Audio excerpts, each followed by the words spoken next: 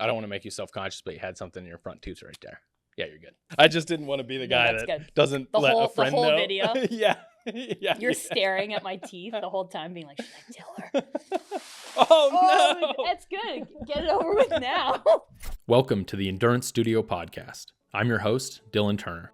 I'm an avid ultra-endurance cyclist, bikepacker, and runner, and I'm on a journey to learn and share everything I can about how people can push beyond their limits. This podcast will explore all aspects of endurance through conversations with people I find unique and interesting. There's always an amazing story of accomplishment and failure, and always something to learn.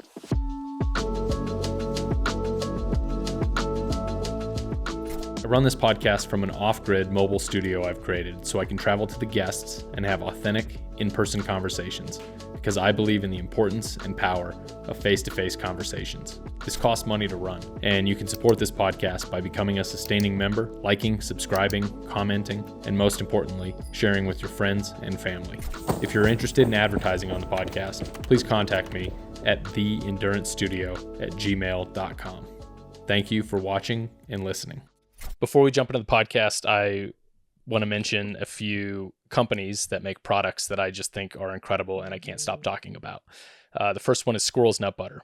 I did a podcast with Chris Thornley, the co-founder. It was incredible to learn more about the company and his background.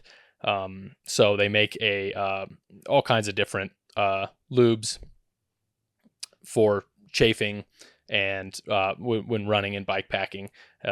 So go check them out, squirrelsnutbutter.com. I do have a promo code. It's TimberFriends, TimberFriends, TimberFriends, for 10% off, and squirrelsnutbutter.com. And the other company is also here in Flagstaff. It's Catula. They make gaiters and running traction. And I've recently discovered how incredible the running traction is, and I've been using the gaiters for a really long time. And they're just really great people, amazing company, and they're always making better and better products. So go check them out, catula.com. And the last one is Dispersed Bikepacking Gear. This is Katie and Andrew Stremke. They make their own bags, bikepacking bags, and they just make incredible stuff. They're both super accomplished bikepackers. And Andrew has completed the Triple Crown. That's the Colorado Trail Race, Arizona Trail Race, and Tour Divide, all in 1 year, all on a single speed. So I'm going to buy my bags from a person who has gone through the bikepacking gauntlet if I'm going to buy bikepacking bags. So go check them out, dispersed.bike. And last thing before we jump into the podcast, I want to let you know a couple new ways that you can financially support this podcast. It is very expensive to run this and to travel to the guests so that I can have in-person, face-to-face conversations. But it's really amazing to capture these so far, and I want to keep this going. So there's a couple ways you can support. In addition to liking, subscribing, and sharing with your friends, you can become a member on the YouTube channel. It's $2.99 a month. You'll get loyalty badges next to your name in comments and live chats. You'll get early access to new videos. You'll get member shoutouts, and you'll get priority reply to comments. So becoming a recurring member would just be incredible to help support this podcast. And then the other way, if you don't want to sign up for the recurring monthly subscription, you can also on YouTube, you can make a one-time donation using a super sticker. Small amount or a large amount, anything is really amazing to help keeping this ship sailing. So appreciate it. I appreciate all in advance for everyone who has supported. And thanks for watching and listening. And let's jump into the podcast. Today's guest has dedicated her life to helping others. She spent 18 years teaching leadership on backpacking, rock climbing, and canyoneering courses for the nonprofit NOLS, the National Outdoor Leadership School. She's a certified life coach, dog lover, bikepacker, and all-around badass who has forged a new path after suffering a traumatic brain injury in 2019 that upended her life. I'd like to welcome to the podcast my friend, Lindsay Nohl. What started your path in the outdoors and working at NOLS? Like, how did it all start? Like when you were little in soccer, I read there was a soccer career thrown in there. Yeah, soccer career. So when did you first get into like athletics and the outdoors and stuff like that? Yeah. Well, I was basically I've been like a tomboy my entire life, and started playing sports at a pretty young age. Like I played soccer and basketball, and I played softball growing up and through high school. And I sort of naturally, I guess, was best at soccer and ended up really adopting that as my main sport. And pretty early, probably like when I was 15, that was like my goal to go to college and play soccer. And so that was sort of where my like competitive, like very competitive sports career started. I did some outdoor stuff, but like mostly like I grew up outside of Boston. And so I mostly like my outdoor stuff was going snowboarding and skiing like in New Hampshire. So that was sort of the outdoor sports. Yeah. Is there a pretty good mountain scene there? I mean, it's having lived out west, like the Northeast mountains aren't as big, but there's lots of ski resorts and stuff. So that was sort of the thing my family did with our like vacation time in the winters. I went to summer camp when I was younger. And so I never slept outside, but you know, we slept in cabins and we'd like go canoeing and be in the woods and hike around and things like that. So that was a little bit of maybe early on influence, but I always sort of had this like interest in the outdoors, but mostly I was like on the path of sports and athletics and like high-end athletic competition. So when did that really change for you in soccer? Were you in middle school when you started to feel that like super competitive? Yeah, I mean, I was always sort of a competitive person, but I think once I started playing club soccer, so it was like I think it was 14 or 15, I stopped going to like this month-long summer camp when I was a kid in the summers and started playing these like sort of club sports where you traveled around, which is funny because now like 9-year-olds do that, you know, that's just back in the day. It was just getting into that. And so I think once I started doing that, I traveled a little bit abroad with like a club team, went over to Wales and played in a tournament and just started playing on a club team that was pretty competitive in the state of Massachusetts. And then they had these Olympic development programs for soccer. And so I was on the Massachusetts state team. And then I made the like Region 1 regional team, which is, there were 4 regions in the US. And there were like maybe 18 or 20 of us on the regional team. And then basically we all played each other at these sort of little rendezvous tournament things. And they picked the national pool from those 4 regional team squads. So I got sort of close in terms of, you know, like, oh, I could be on the national team, but I never was quite that good enough. But I got really set on, I want to play competitive soccer in Division I, like college program. So then I went down the path of trying to get recruited and going on college visits and then choosing a school and then playing. I played for the College of William and Mary. It was in Virginia, and they were the best school that recruited me. They were top 20 at the time. And so I was pretty excited to like leave New England and go on this adventure and play for like a top 20 program. Mm-hmm. Was it difficult to balance? Because my cousin played college soccer her first year. Oh, nice. And I've heard it's very difficult to balance. Like you go to school and you do your sport. Yeah. That's it. There's no social life when you're playing collegiate sports. I don't know. I mean, probably there's a middle point.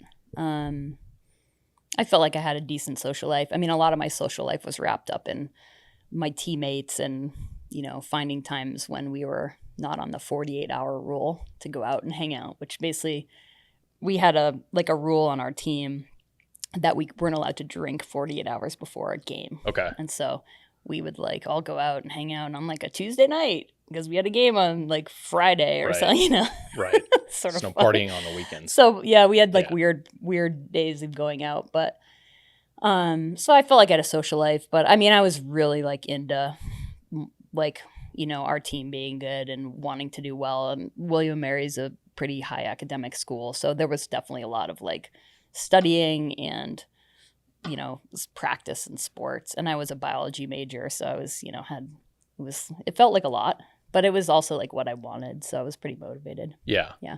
And so you did that for how many years? How I many was years did you play? Yeah, I played for 4 years in college. And then it was interesting. Like I graduated in 2000 and in 1999 was the big, I always forget if it was, I think it was the Olympics. It wasn't the World Cup, but it was like this like era of women's soccer.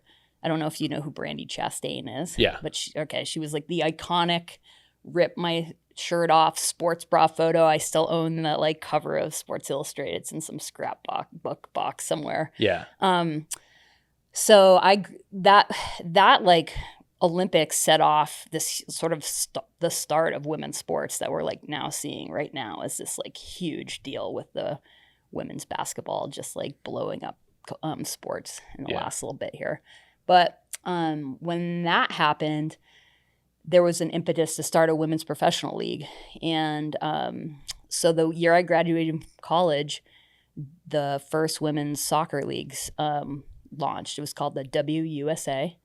And I got an invite to go to the first combine, which was like sort of like the NFL combine. Like women flew in. We all played games against each other. There were 8 teams that were in the league the first year, and their coaches were there, and they were scouting us, and there was a draft, and like sort of a big deal. Yeah. I was pretty like grateful and excited to be part of that.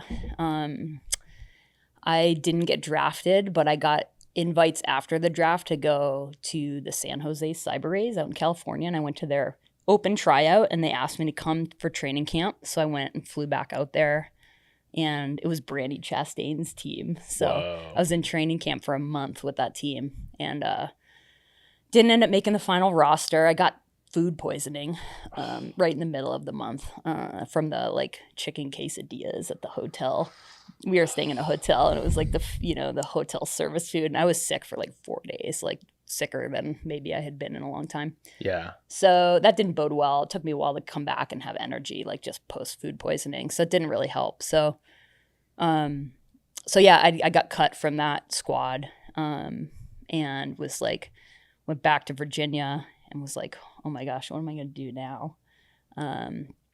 And I sort of had thought about going into outdoor education. I was looking at this program, and I remember thinking, I think I want to give it another shot, because I felt like I didn't quite, like I was so close. And so I actually, instead of going down that path at that point in time, I went and I started faxing my soccer resume to all these like teams abroad. And the Everton Football Club, Everton Ladies, got back to me. And they had gotten my fax, which is hilarious to say now. What's a fax? What's a fax? Will you please describe what a fax is for us? Exactly. I don't even know. It's like, so funny. I faxed it out. They got back to me, and somehow I ended up. They offered me a spot on their team, and so I flew over. Well, I was supposed to fly over. This was the fall of 2001, and I was supposed to fly over in September. And then 9/11 happened. Oh. Yeah. And so I had to delay my trip over by 3 weeks. And because like obviously planes weren't flying. Right. And everything was shut down. Everything was shut down, like iconic moment in time. And I remember being like, do I really want to go live abroad right now? I was 23. My poor mom at the time was freaking out. Like, you're going to go do what now? Yeah.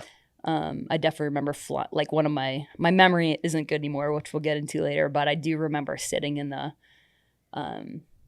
like airport lobby looking around. It was like 2 or 3 weeks post 9/11, being like, just like, who's on my flight, just like sort of that crazy, like flying was never the same after that, right? Yeah.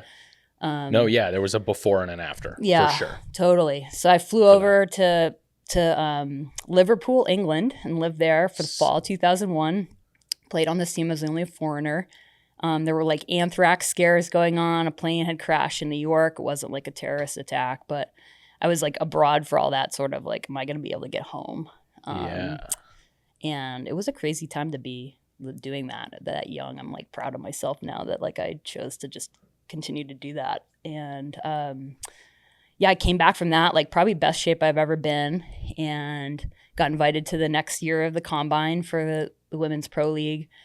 Didn't get drafted again.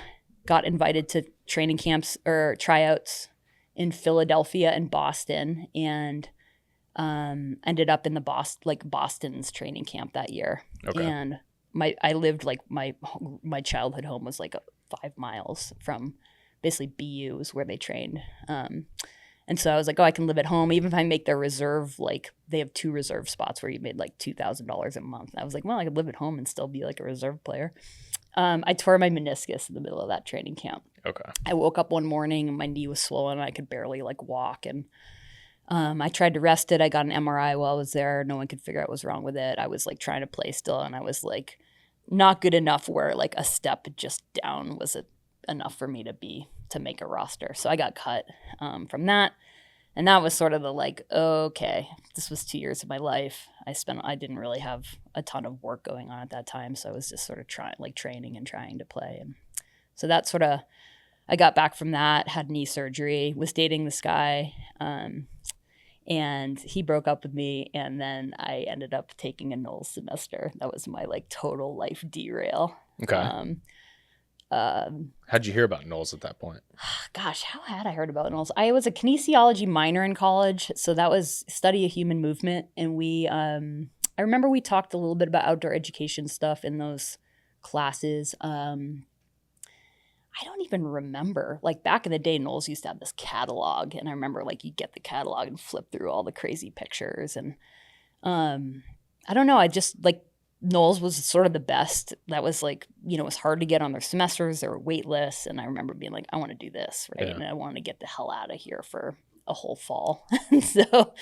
So I signed up for the fall semester in the Rockies and flew out to Lander, Wyoming, which I have since lived in many, like a bunch of years and many summers since. And that was sort of the start of my journey out west. I took a semester. We did 2 weeks of whitewater kayaking, a first aid course. We did 3 weeks of rock climbing, a month of backpacking in the southern Utah canyons, and then I think it was 2 or 3 weeks of winter camping where we were like basically sleeping outside in winter, pulling sleds around and like living in Quincy, like igloo type. And this was all kind of new to you at this time? Like it was all these new. Sort of activities? Pretty much, yeah. I hadn't done any of that stuff. I had tried to do some like rock climbing in college, but because of soccer, I could never do like the spring trip, which if, you get like a credit to take a rock climbing class. They had those at our school, and I just could never meet the requirements. So I wasn't able to really do that stuff. So I really hadn't dabbled in any of that stuff. Yeah, I had owned a mountain bike. I got a mountain bike for my high school graduation. It was a Specialized rock hopper. And, it was basically the bike I rode around my college campus. And I think I rode it on trails like a couple of times, but I didn't know what I was doing. Yeah. And so. Sweet 26er. Oh, totally. Yeah. I had the bar ends. Yeah. Oh, Those are coming back around, though, if you didn't know. The bar ends? Yeah, oh, yeah. No, it's a thing now. Oh, yeah. No, I have I got a little pair of those. Yeah. But I have a question about soccer. Yeah. So I grew up playing soccer as Nice. well. AYSO. It wasn't Yeah. like club. I didn't get into competitive soccer. Yeah. And I was a fan of professional soccer throughout that time, right? This was like the David Beckham years. Yeah. I Like- saw David Beckham when I was living in Liverpool. Really? Yeah. I saw him play. It was awesome. So yeah, he was like the man, right? And Yeah. when he played for Manchester United in the Yep. Premier League, and Yep. so I have this like vision of what I remember soccer as, and I watch it now, and it seems to be one of the sports that I do love watching women's soccer more than I love watching men's soccer. It's equally as Attaboy. exciting. It Nice. is like the women's national team, like the Olympic Yeah. U.S. women's. And part of it, there's this. I hate the dives. I I was hate the going to say diving. that. Yeah. Less diving probably. There is so much less diving. Yeah. Like, what is that with Yeah. women's soccer? Why is that an okay thing for men's soccer, and it just hasn't become Women a are thing? just tougher, man. It's true. It makes for a way better, more exciting game. Yeah. Right. Yeah. So, Yeah. I mean, was there like a culture of diving in men's soccer when you were playing? I don't know. I don't remember it so much in the college game. I feel like it's been in the professional game, like grab your ankle and just try like the magic spray. The magic put spray. The magic spray man, on yeah, so fascinating. But women's, collegiate. I think collegiate women's and men's is probably. I don't know if they're as performative as they are in like Italian soccer, like Serie A is like the most performative. Right. Oh yeah, totally. Yeah. In men's soccer. Yeah. But, I don't know. I'm not sure. Like you see some of that. And I think, the women's professional league, like, so the league I was in was the WUSA, like that folded after 3 years. Okay. They ran out of money. Okay. And then another one started a couple years later and that folded. They ran out of money. And so now there's a league called the NWSL that is like blowing up, women's soccer. It's awesome. Like people are going to the games, they're adding teams.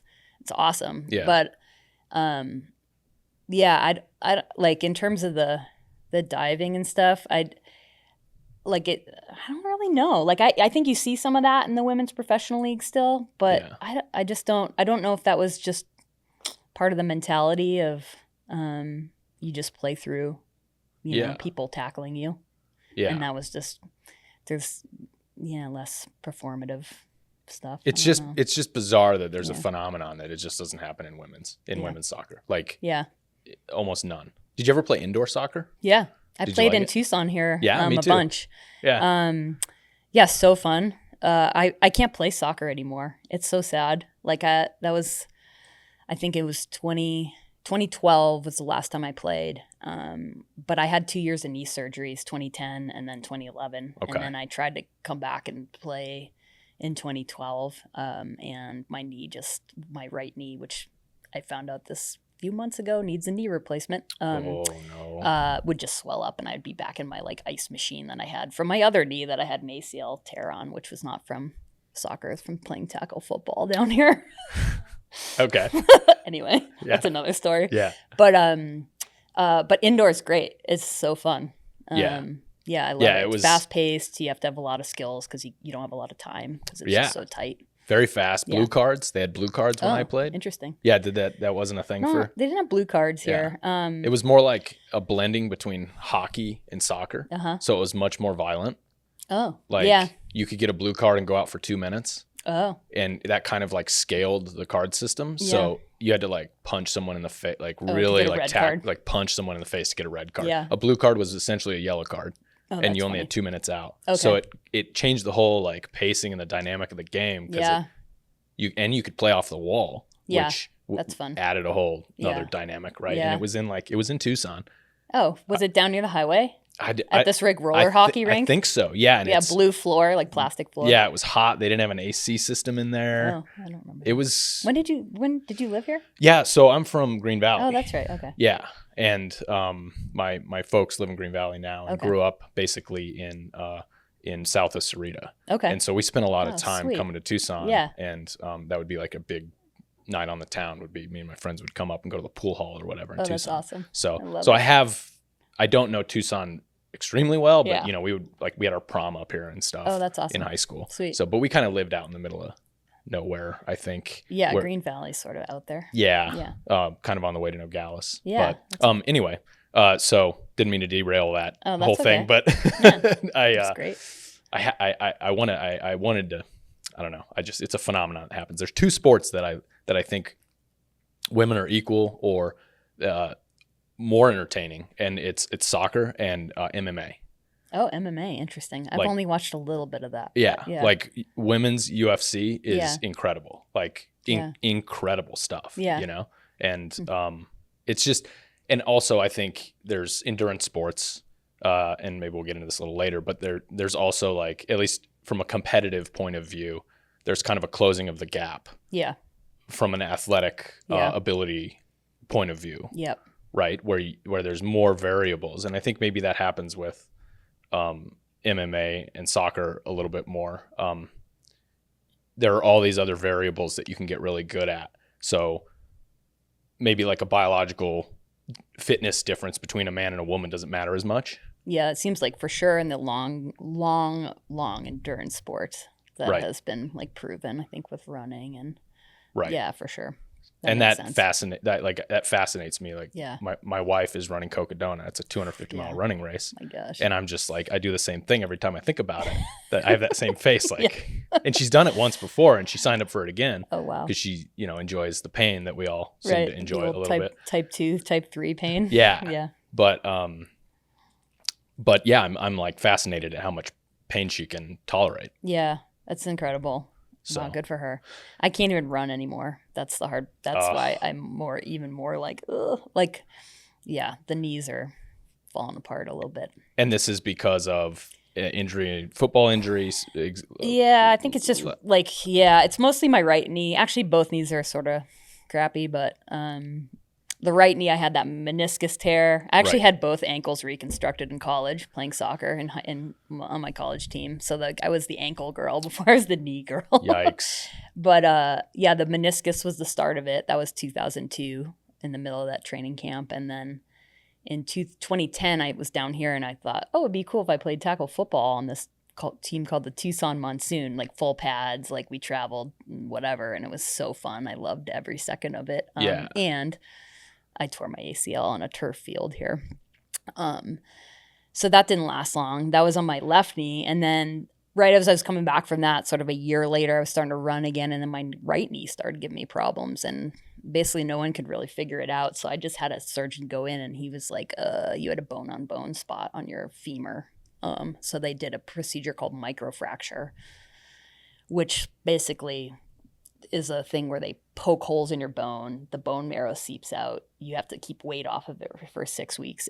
It hardens and clots and it turns into this like fake cartilage sort of. It's not real cartilage, but it hardens to where it can help you cushion. And so I did that because it was a pretty small divot at that point. And that lasted for, I guess, probably about 10 years maybe, where it was like feeling pretty good. And then, it's been a bunch of years now where I'm like, my knee doesn't feel that great. And so this last summer, I finally like got a cortisone shot actually right before Pinyons and Pines last spring. And I'm like, man, I feel awesome. I went running. I ran a mile twice and then it wore off. And I was like, and I'm back to square, like the start. And so then I got an MRI.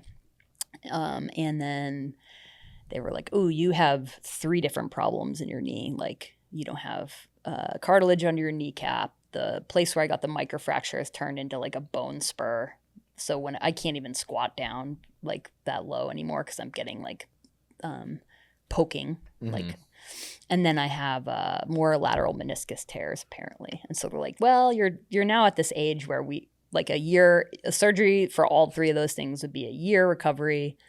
And we recommend not doing that because you're old enough that we're not sure they're going to work. And so they're like, I would basically wait 10 years, get a knee replacement and see if you can manage it for 10 years. I was like, holy moly. And just see if you can manage it through strength training and injections. So I actually got a PRP shot last October, which is where they take your own blood, they spin it in a centrifuge. Yeah. And they take the platelet-rich plasma and they shoot it back into your joint. And it's more for like longer term healing. It's not like cortisone where it just like blasts anti-inflammatories in your joint and it feels amazing the next day.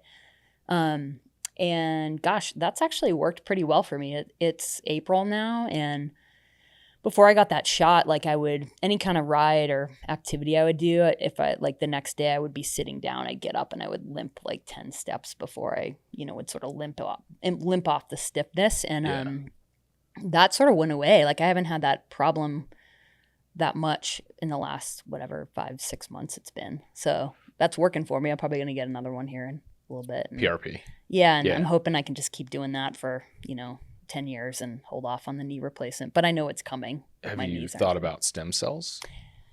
Yeah, they're not FDA approved yet. I'm like a little wary of that stuff still. I have dabbled in reading about them and I haven't done the like hyaluronic acid injection yet either. Like the price of that stuff is pretty high, and I've just been trying to figure out like what makes sense. The PRP wasn't covered by my insurance. It's crazy the stuff that actually is useful isn't covered by insurance. Yeah. Oh my God, I would be sure PRP would be covered. No, the injection isn't, and it's funny because like I got a quote at the hospital where I got the MRI. They were going to charge me $1,000. And then I went to an orthopedic place where I was actually out of network for the visit, but the PRP was going to be $300. Either way, I'm like, someone pointed out to me sometime in the last few months, they're like, I don't even know how they can get away with charging that much. It's your own blood. It's not even like a drug, you know? I'm like, yeah, that's a great point. Like what? It's just a process. Yeah. And it's like literally 15 minutes in centrifuge. It doesn't take that long. It's not that complicated to like do a blood draw, spin it, put it back in. I mean, obviously there's like technique involved, but it's not some like extensive, complicated thing. Yeah. And I'm like, how do they get away with charging that much for your own blood? Yeah, that's an interesting point. You know, I was like, yeah. Yeah, it's not like they're developing a drug that's taken 10 years to get to market or whatever, yeah, and it's billions of dollars to get it there so that they can justify the cost. Yeah. They're just like, it's just this thing that we bought that spins the blood. Yeah, and that's how we make money. We got to get the needle in the right spots. Yeah, totally. So anyway, it's working. So I'm going to keep doing that as long as I can. And I think you have to like fly out of the country to do stem cells. I think it's Mexico. There's some places where you can maybe go, and then Mexico and they're just like on the verge of. I know that's something that's been talked about. Other podcasts have talked about it. Like, there's been interesting results.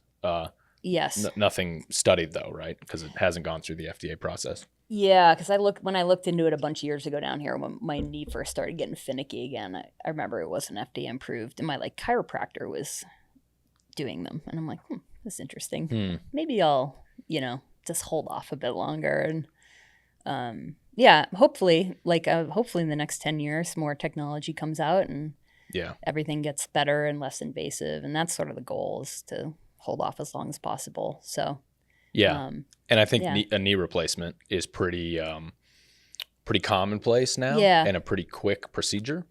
I think so. And like hip replacements, knee replacements. Hips are I think hips are pretty quick to get back. I think the thing they want you to hold off as long as possible is because they do wear out, and I think they don't want you to have to get another one or multiple. And so that's sort of where I'm at. And I just worked a backpacking course and was carrying a 60-pound pack. My God, what was in there? Everybody's food? Carrying some student stuff at one point, but I was 60 pounds. It sounds like my dad's bag. Oh, I know. I mean, that's not how I normally backpack. This is a NOLS course, and we were in the canyon, so I was carrying 12 pounds of water or 14 pounds of water, because we were basically hiking to places where we weren't sure if there was going to be water for camp. Oh man! So you were carrying everybody's water. I'm trying to do not everyone's. No. I was carrying. I mean, I was carrying. We were all carrying like at least 8 pounds of water. I was carrying more because I'm like, well, wow. Yeah, I mean that must be. It was a lot. 8 liters.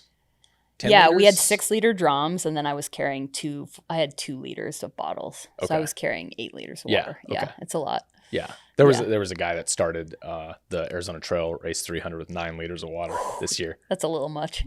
It was a little, I think, especially this year. There's been a lot of water around.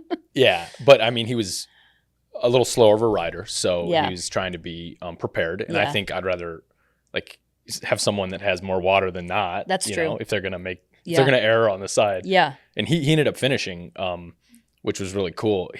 He powered through it, but I was doing the math on the weight on that, and I was like, that's like 18 pounds or something. That's so much water. Yeah. Especially on the AZT. I was like, how do you put 9 liters on your bike? Where do you put all that? I think when I did the AZT 300, I think I never carried more than 5 or maybe 6. Mm-hmm. Yeah. There was capacity for 6. Surprisingly, a lot of a good accessible water. Yeah.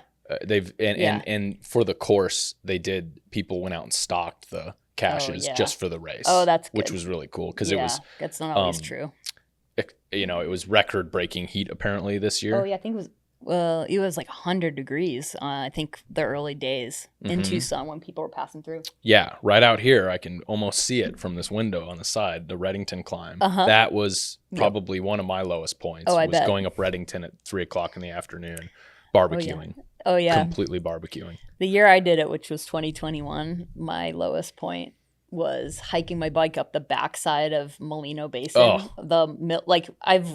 Having lived down here for many years, like that's the trail to get to Milagrosa, which is like the ripping downhill fun chunky thing. And I remember thinking like, why the fuck am I hiking my bike up this? This is awful. And I had like this total bonk. It was 11 o'clock and I had a Coke. I was like, oh, I have this Coke. I'm going to stop under this tree and drink it. I take the Coke out and I drop it. Oh, and no. it hits my down tube and explodes all over my bike. And I remember I picked up the like shredded can and there was like a slurp of Coke. Sugar. And then I had like sticky Coke over everything. Ugh. Like total, like the worst possible moment for that to happen. But yeah, that like, I think I have a good little short clip of myself on video. I took a video at that moment. It's just like those are the tests. Oh yeah. Of those things. And on the Molino climb, so I've done it twice, once during the day, once at night. And at the night, I don't know, I could see there were people in front of me and I could see people way up with their lights up there, which was kind of cool. And then you put your head down, you keep going up, and then all of a sudden you're the one that's up there. And you're looking back and there's people with lights way off in the distance, right? Cool. So it's cool to get that perspective from nighttime. But then on the other side of it, you think you're just going to head on down into onto Mount Lemmon Road, and it's like super dangerous if you pick the wrong lines there, and there's you have to hike a bike down. It's not really a rideable down trail. No. And at night, and you're whatever how long in, that's a ways into the race, into the 300. That definitely lives in infamy, that Molino climb. The bits leading up to it are pretty fun, where you're going after you get on Reddington Road and go out. The Biota Trail, that's a fun little mellow-ish trail for the most part. Not you super. Hook back up with the AZT at that point, and then come back around to Molino. That's pretty fun riding. It's up and down. Totally. But there's not a lot of easy miles on that route. No. So let's go back to NOLS, the beginnings of NOLS. So you're having your first experience with these outdoor activities. I took my course. It was like life-changing. It was like a week in, I was on this kayak section. I remember thinking like, oh, this is it. Like, this is where like I want to do this. And these are my people. I don't know what it was. It was just this culture of the way the instructors showed up, just how skilled they were at their jobs, facilitating people in this group space. Obviously, like the spaces I was in, we were on the Green River and Desolation Canyon in Utah. This was the first week of my course. And I remember I'd never done a river trip before, let alone like being in a whitewater kayak, And oh my gosh, my mind was just blown. I was like, this is the coolest thing I've ever done. And it was just such a great way for me to disconnect from the soccer career that had been like, I tried as hard as I could to meet this like life goal and I didn't quite make it. Like I wanted to be a professional soccer player and I never got to the point where I wanted to get. And I was like, how am I going to like move on from that identity piece? Like losing your identity is such a hard thing. And I think a lot of people have gone through this in various ways. And like soccer was my identity for my whole childhood. And college.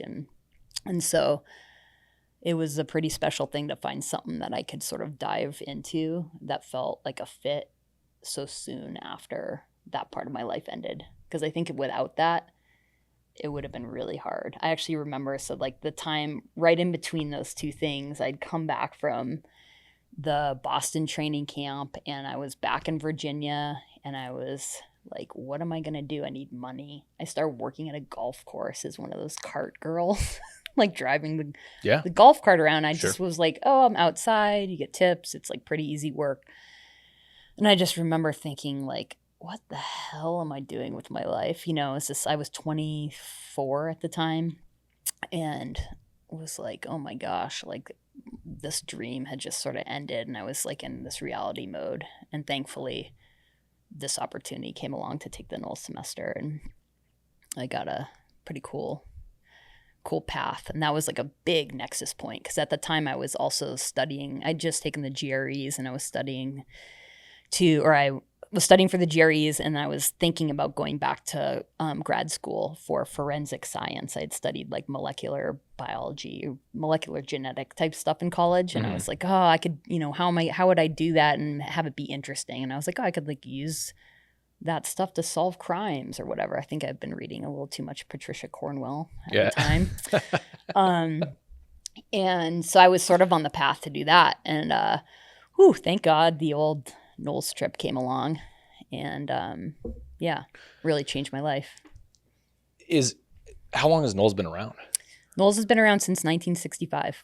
Okay. Yeah. And how many campuses are there in the U.S.? It seems like a big organization. It's a big organization. It's gotten smaller over time. I mean, it was small, it grew big. We had, there were almost 16 plus locations at one point.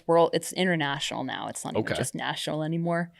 But it's shrinking, unfortunately, right now.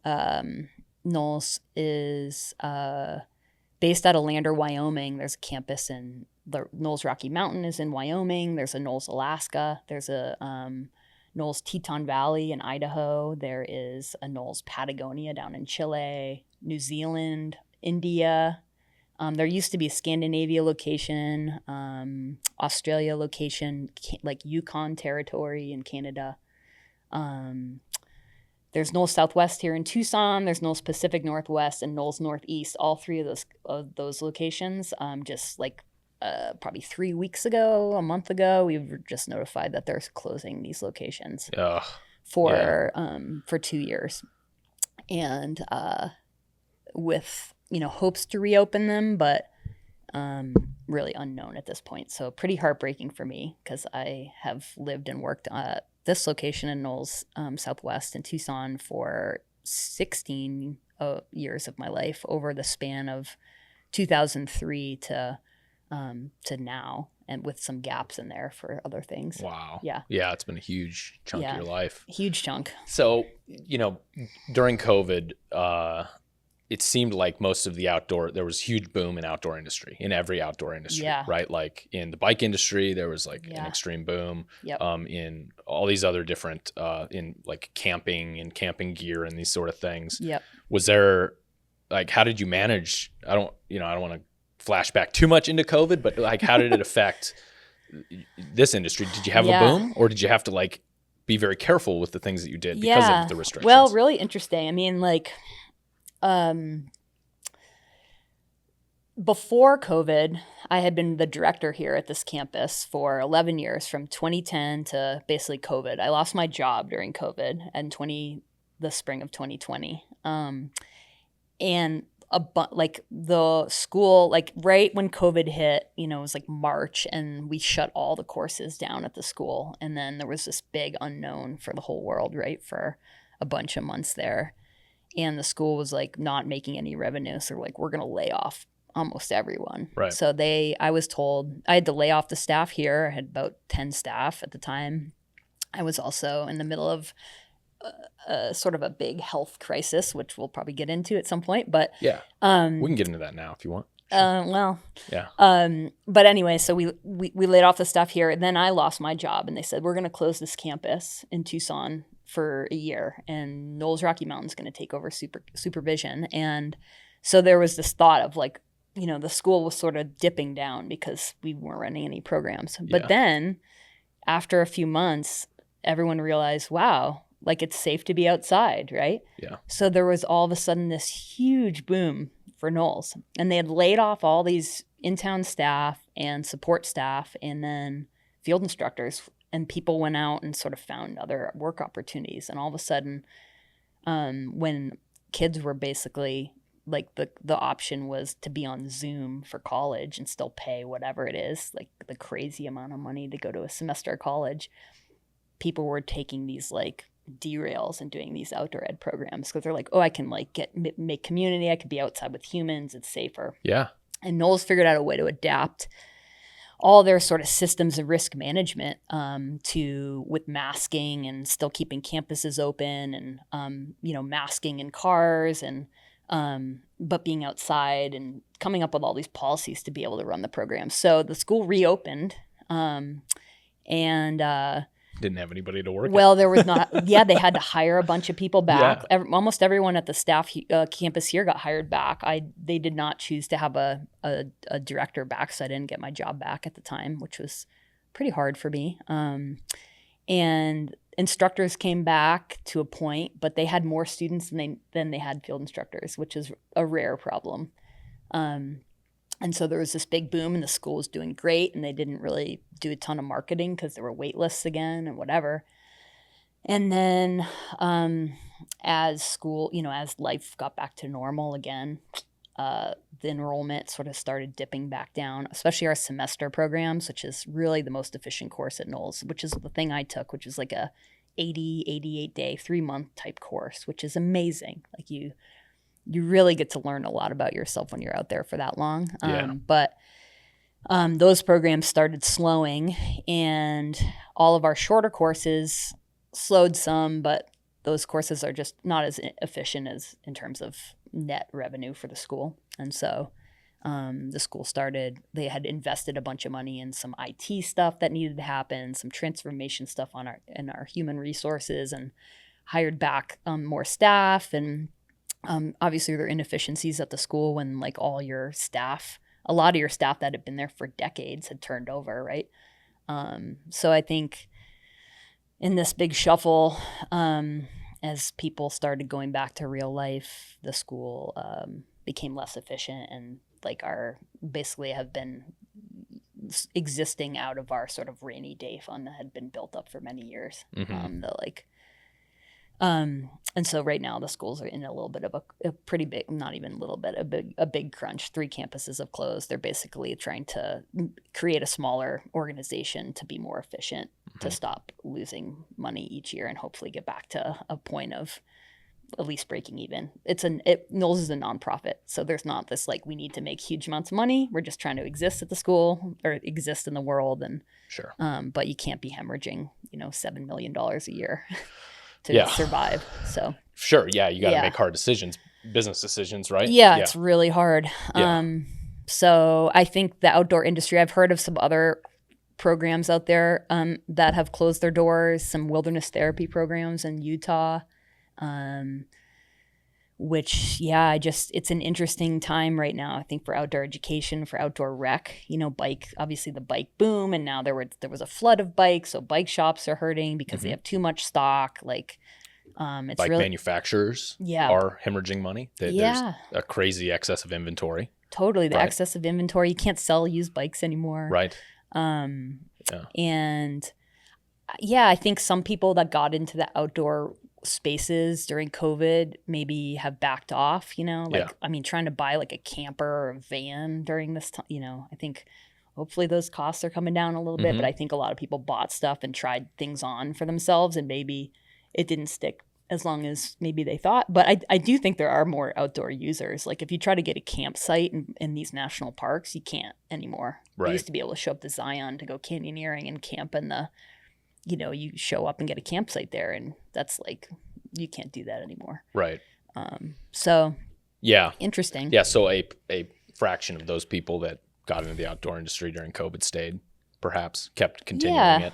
It would be interesting to know. I mean, I think there's a lot more people riding bikes these days. Like I know people bought bikes, and obviously there's like too many bikes out there in the world, like to try to buy now. But I do think there are more people on the trails riding bikes than there were pre-COVID. Yeah. I think that's, in terms of how they're spending their money, I'm not, I think, are they they bought a bike, are they investing more money in biking now in terms of the industry? I'm not sure. Outdoor ed, I'm always a little hard to know, but I think one of the theories for me is like, what's the generation of youth that's coming up that would take a NOLS course? And NOLS is for adults too. I just got back from working an adult course. We had 20-year-olds to 70-year-olds on the course I just worked, which is awesome. But a lot of our students are, 14, 15-year-old courses, 16, 17, and then we have like semester programs that are like 18 plus. So you get a lot of 18 to mid 20s. Like I was 24 when I took my semester. And what's that generation like? Would they want to be outdoors for 3 months? I mean, God knows they need it, right? With the technology stuff going on these days. Yeah. But getting them on the program and trying to make it accessible price-wise, and two, like, is this something that someone that's grown up in this digital age want to do? When kids came through here in the last, I've just been down here for the winter for the last 3 months while we opened up for a very short period this year. I was just doing a fill-in thing. But when I was here consistently, 2020 and prior, kids would come through, these semester kids, and, I'd be chatting with them. I'd say, I'm really excited for you. I was a semester student, and I'm really excited for you to go experience Cochise Stronghold and the Gila National Forest and all these cool places you're about to see. But the thing I'm most excited for you to go do is leave your phone in this locker and not have it and just go exist in the world without your phone. Yeah. Literally, that was the thing I was most excited for these kids. There's something so interesting there. Yeah. As the world has changed. Yeah. And how rare that is that happens. And, yeah. And you're in a position where that's kind of part of the program. Yeah. Like we just, I worked this backpacking trip in southern Utah just a few weeks ago, and like with these adults, and it was only 8 days long. 8 days was still a really impactful experience for these folks. It was super special course. We had an awesome group of students, really like a lot of, like I said, lots of spanning different age decades, and cool to watch people get along with each other.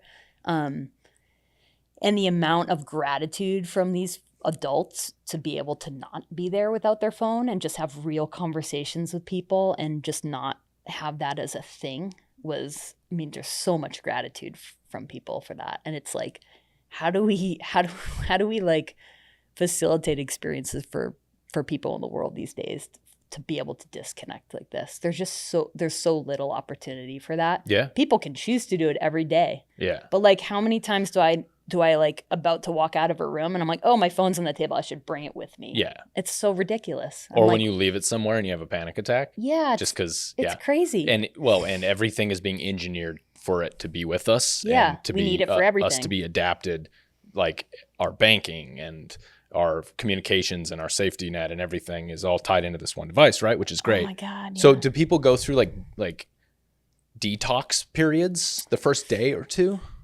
I think it's a little weird for folks. Yeah.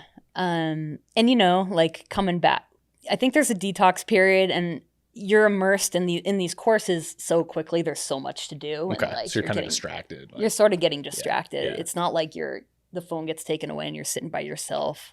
Right. Meditating. In a room. Like that would be, people that go on those retreats. I'm like, oof, that's harder than a NOLS course. Like, I got stuff for you to do. We're hiking today, and then we're cooking. We're setting up our shelter. There's just, you're constantly moving. That stuff feels good though. That stuff is satisfying. It is. Like, it's like deeply satisfying to do that compared to like just doom scrolling or like just realizing you wasted 3 hours looking at whatever on your phone, right? The news or social media or whatever, right? For sure. Like going out and doing something. And part of why I think I really get lost in bikepacking and continue to go back to it is because it forces me to be engaged. Yeah. And I can't just be like on my phone while I'm bikepacking. Oh man. Right? Yeah, it's awesome. You really, you can stop and check your phone or like look to see where you are, and it's a useful tool, bikepacking or in a race or whatever, but you're just in the moment. Right. And you just can't get distracted.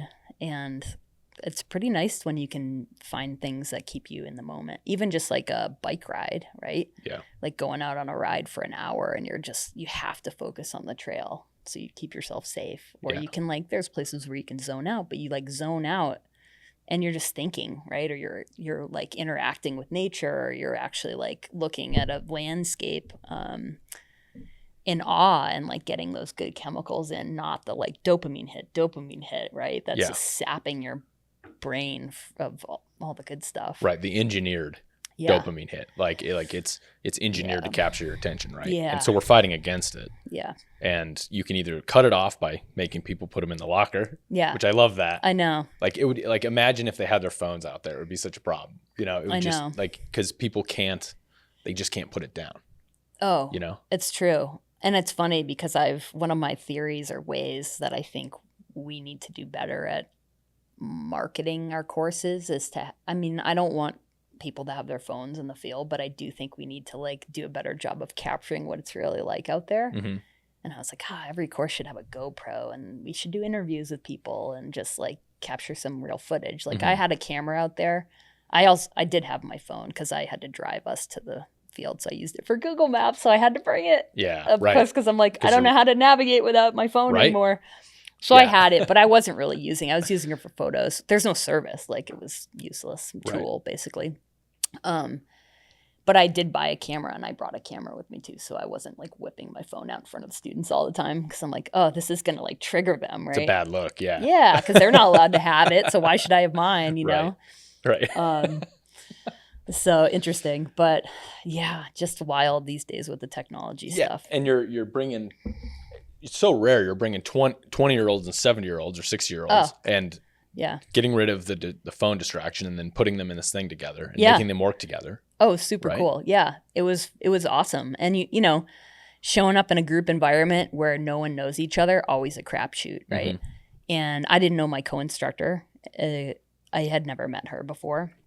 We had 2 days together to brief for the course, basically. So we got we had a supervisor, and we did a team building. We talked about the route. We prepped our gear. That's sort of our briefing space. And then we're just getting to know each other while all the students show up. And then we all are getting to know each other for this like pretty immersive 8-day experience. Yeah. And so talk about like, you know, out of your comfort zone and having to, all of a sudden you're sharing tents with people you don't know, and having to create space and work together as a team. Like we were teaching these students how to cook in the outdoors using a MSR Whisper Light stove with food that they, you know, may or may not have used and cooked before, showing them new knots, how to set up their tent. We're like showing them how to put on really heavy backpacks and how to pack heavy backpacks. Some people had done backpacking before, but a lot of people hadn't gone like an extended trip. So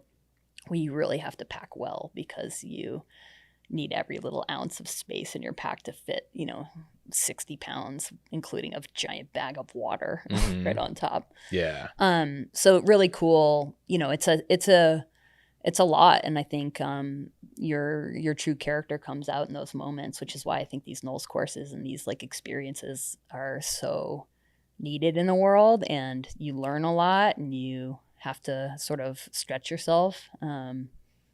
And they're pretty special. Yeah. And they can go awry too. Like people cannot get along immediately, and then you're dealing with group dynamic stuff. That's really, I was going there next. Yeah. Like without naming names. Yeah. Like or maybe giving too many details. Like what's some of the memorable like meltdowns you've like people melting down, you know? Oh gosh. I don't know. I'm trying to think back. Yeah. I've dealt with a lot of interesting behavioral issues from being on the administrative side of courses, where you've had students expelled for behavioral issues and drug and alcohol policy violations, because you have to keep a very tight container of, we set very clear expectations at the beginning of these courses to make it really clear for people. And then we try to build up what we call positive learning environment, or PLE is the like little acronym, and try to get people to buy in of like, what do we want in our little group culture? Like how often do you get to go out and have no outside influence and have your, you know, for us, it was 9 people create a culture for themselves for 8 days. It was super cool. You can choose to like put things in you want, or we don't want to have sarcasm in here, or we don't want to have people like non-kindness, or we want to have authenticity. Like we had these discussions like the first night in the field of like, how do we want to create this culture? So really cool that you can create that container. You know, it's just like if you're in really transferable to the real world. If you're a manager or a head of something and you have a group of people, like you have the ability to influence how you want your work environment to be, right? Or in your family, or, you know, anytime you're going on a trip with someone, like how do we want this to go down? Even if it's like a couple of days, like it's good to set some expectations, and you know, sometimes when you don't do that, things can go awry. So yeah. I would say, like, I was thinking about stuff from my field experiences. I haven't had any crazy, like, personality conflicts, right? Yeah, there's like, always those, you know. Like and people fight and then they get over it or whatever. Yeah, and they have to learn. We teach communication classes and feedback, and this is all stuff on a NOLS course, like real world skills of like, hey, you're not getting along. Like, how are we gonna solve this? Conflict management. Conflict this is fantastic. I mean, like this is like transferable life skills. You know, it's like, why don't we teach this stuff in classrooms? And maybe they do these days, but I was always just interesting. It's just such an alternate way of education that again, is just so needed in the world.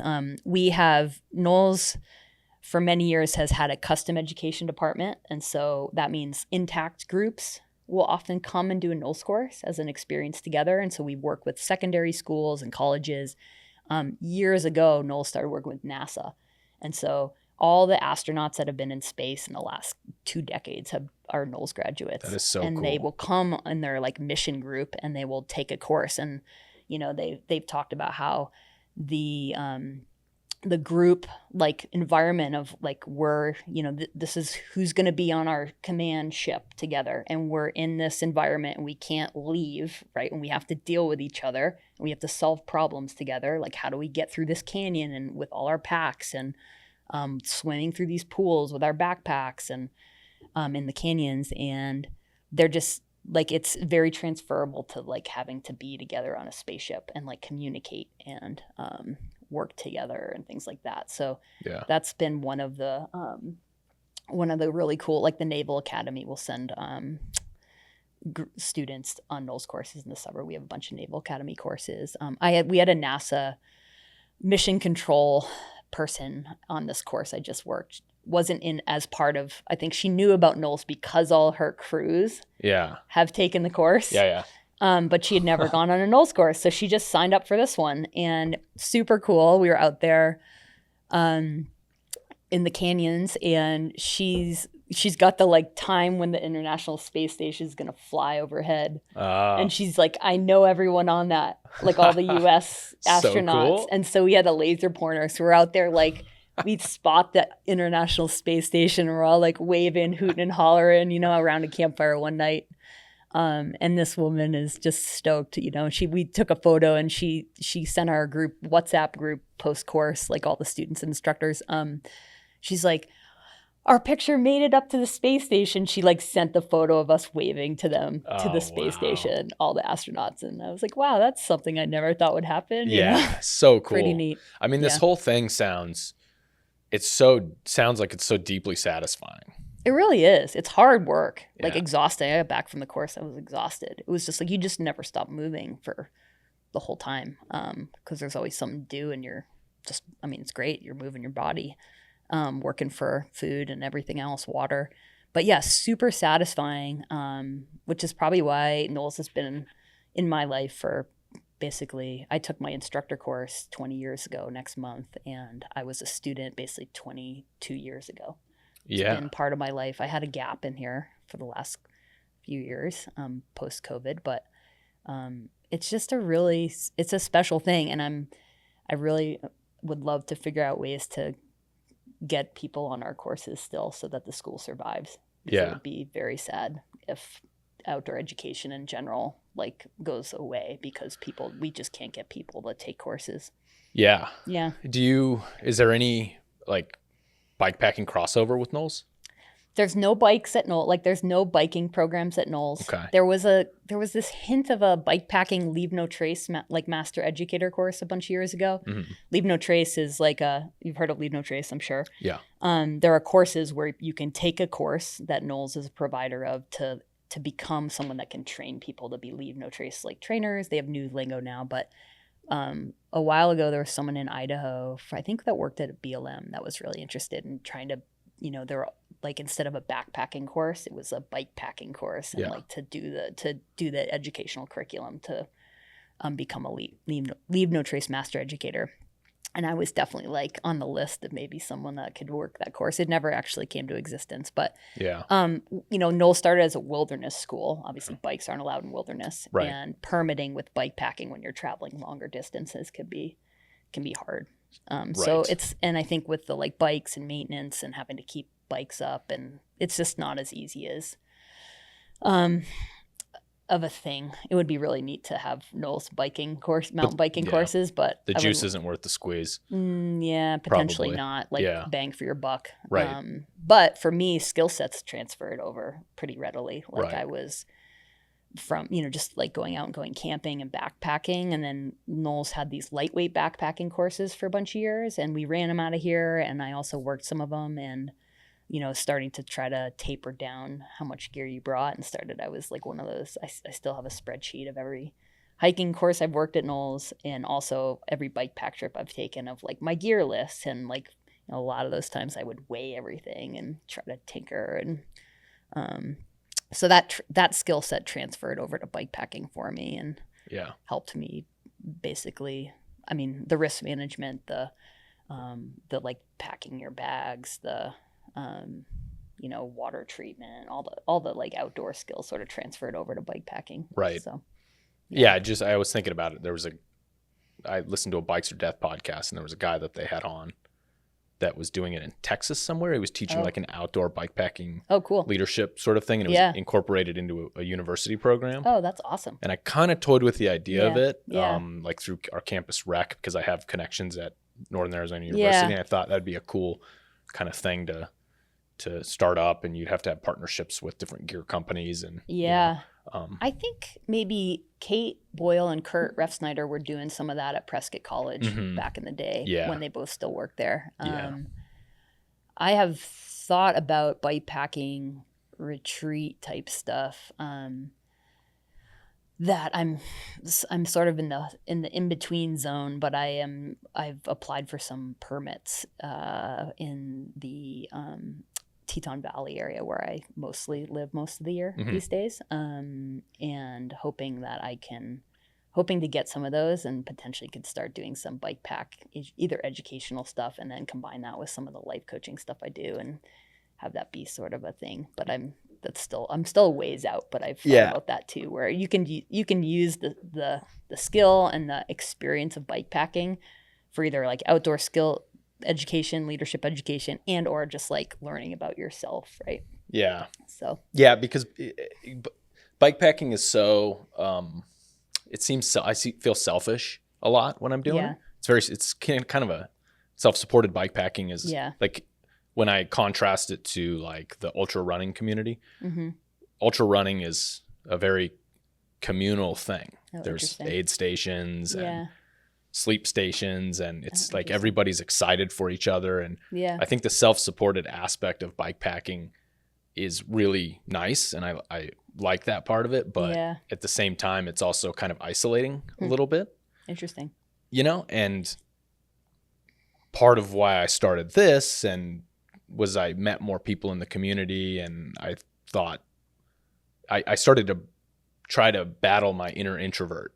Right, because bikepacking lended itself to that inner introvert very well. That's so interesting. Like you only had to show up at the start line and like get through a few like awkward conversations. Oh, that's so funny. Then you could just be on your own. And then you could just be on your own and listen to podcasts or whatever, right? That's so funny. So I have like a totally different experience. Okay. And I appreciate that, because I can totally see that, and there is parts of that, and that some of that part is like the part that scared me about bikepacking and the races and stuff. Like, so I started bikepacking with my ex-partner, Ryan, down here in the like Arizona when around, I think it was like 2015 or something.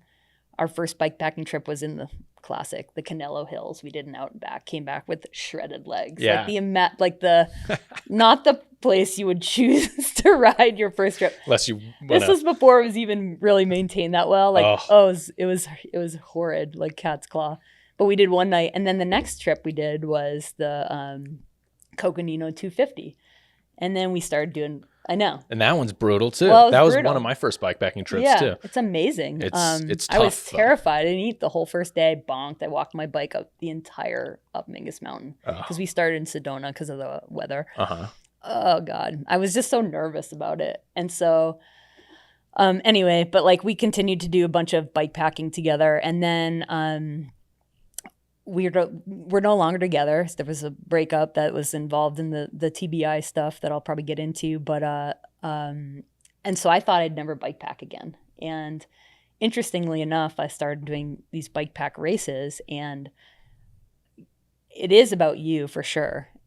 But for me, one of the things I love most about the bike pack racing is the community that you build throughout the race. And like you might not see people for a day or two, but like my experience with the now, 3 I've finished, 4 I've started bikepacking races.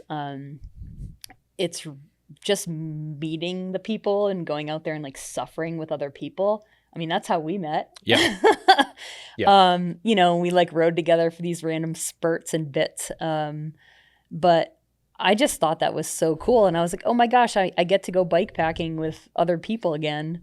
And I'm still battling my own personal like discomfort and like how far can I push myself. But then like some of the friendships and just connections I've made in the last, I guess, 4 years since I've started doing this stuff have been some of the most richest experiences and people that I've met. And you just sort of like, you're out there at war with yourself and you're like, but everyone's in their own battle. Mm-hmm. But because you're doing it together, I think when you like meet up with someone on the trail like that, there's something about that like friendship forged, you know? Oh, yeah. And that's the stuff I love. And so it's funny because like, gosh, going and doing it super solo and not having to interact with someone is like, oh, I don't want to do that. I want to show up to this race and like have all these crazy little interactions. And yeah. I'm probably more of an extrovert than an introvert, I would probably say. So it's just interesting to look at the same thing and look at it a little differently. Yeah. Yeah. Definitely. Yeah. And I definitely have seen that part of and appreciate that part of bikepacking now. Like I love it. Like, yeah.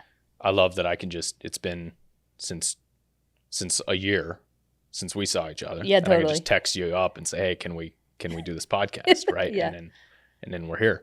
And I've really deeply appreciated the people I've met while doing it and like forge these friendships that like they'll never go away. Like, oh yeah. Like some of the stuff last year with Matt and Annabelle, like it was like crazy how bonded, like trauma bonded. Like, oh yeah. There's a lot worse trauma out there, right? We're doing this we're doing this to ourselves. Right. So on purpose. You can only go so far with that, right? Yeah. You don't want to but it is like you're doing this really hard thing together and you come out and you're different people after you come out together. Oh, for sure. Right. And you just don't get that with an ITT at all. No, you don't. I mean, it's the same thing about NOLS courses, really. Like you go through this really hard thing and you like overcome all these challenges and you like totally come out changed having interacted, and like the people are a huge part of that. Mm-hmm. Which is I think probably one of the reasons I've really liked these races, you know, and you don't plan, you have no idea how this thing's going to go when you start, you know, and then you just end up like what's going to happen out there, and you might end up sort of overlapping based on your pace or whatever other circumstances with certain people or not, right? Yeah. And it totally changes the whole experience. Yeah. Like Pinyons and Pines last year was such a gong show, but the 500 was all right. It was still a little bit, but we missed the majority of the weather on the 500. Yeah, you did. I mean, we hit death mud for a day. Yeah, but like we didn't just for a day. It wasn't like race ending, but that was like a 4-day. The 500 was like a 4 to 5 day deal. Right. So it was manageable. The 300 was. Well, the 300 was a 4-day deal for me. Right. Right. You go slower, but yeah, totally. Like I ended up riding with another person named Spencer Holmes for shout out Spencer. Spence. Yeah. For almost 3 full days of that race because we sort of just ended up suffering together. And then that race blew up last year in this way where once we sort of spent 2 nights together in hotels in a row, which is hilarious to have 2 back-to-back hotel the first 2 nights. Yeah. We called ourselves a team glamping.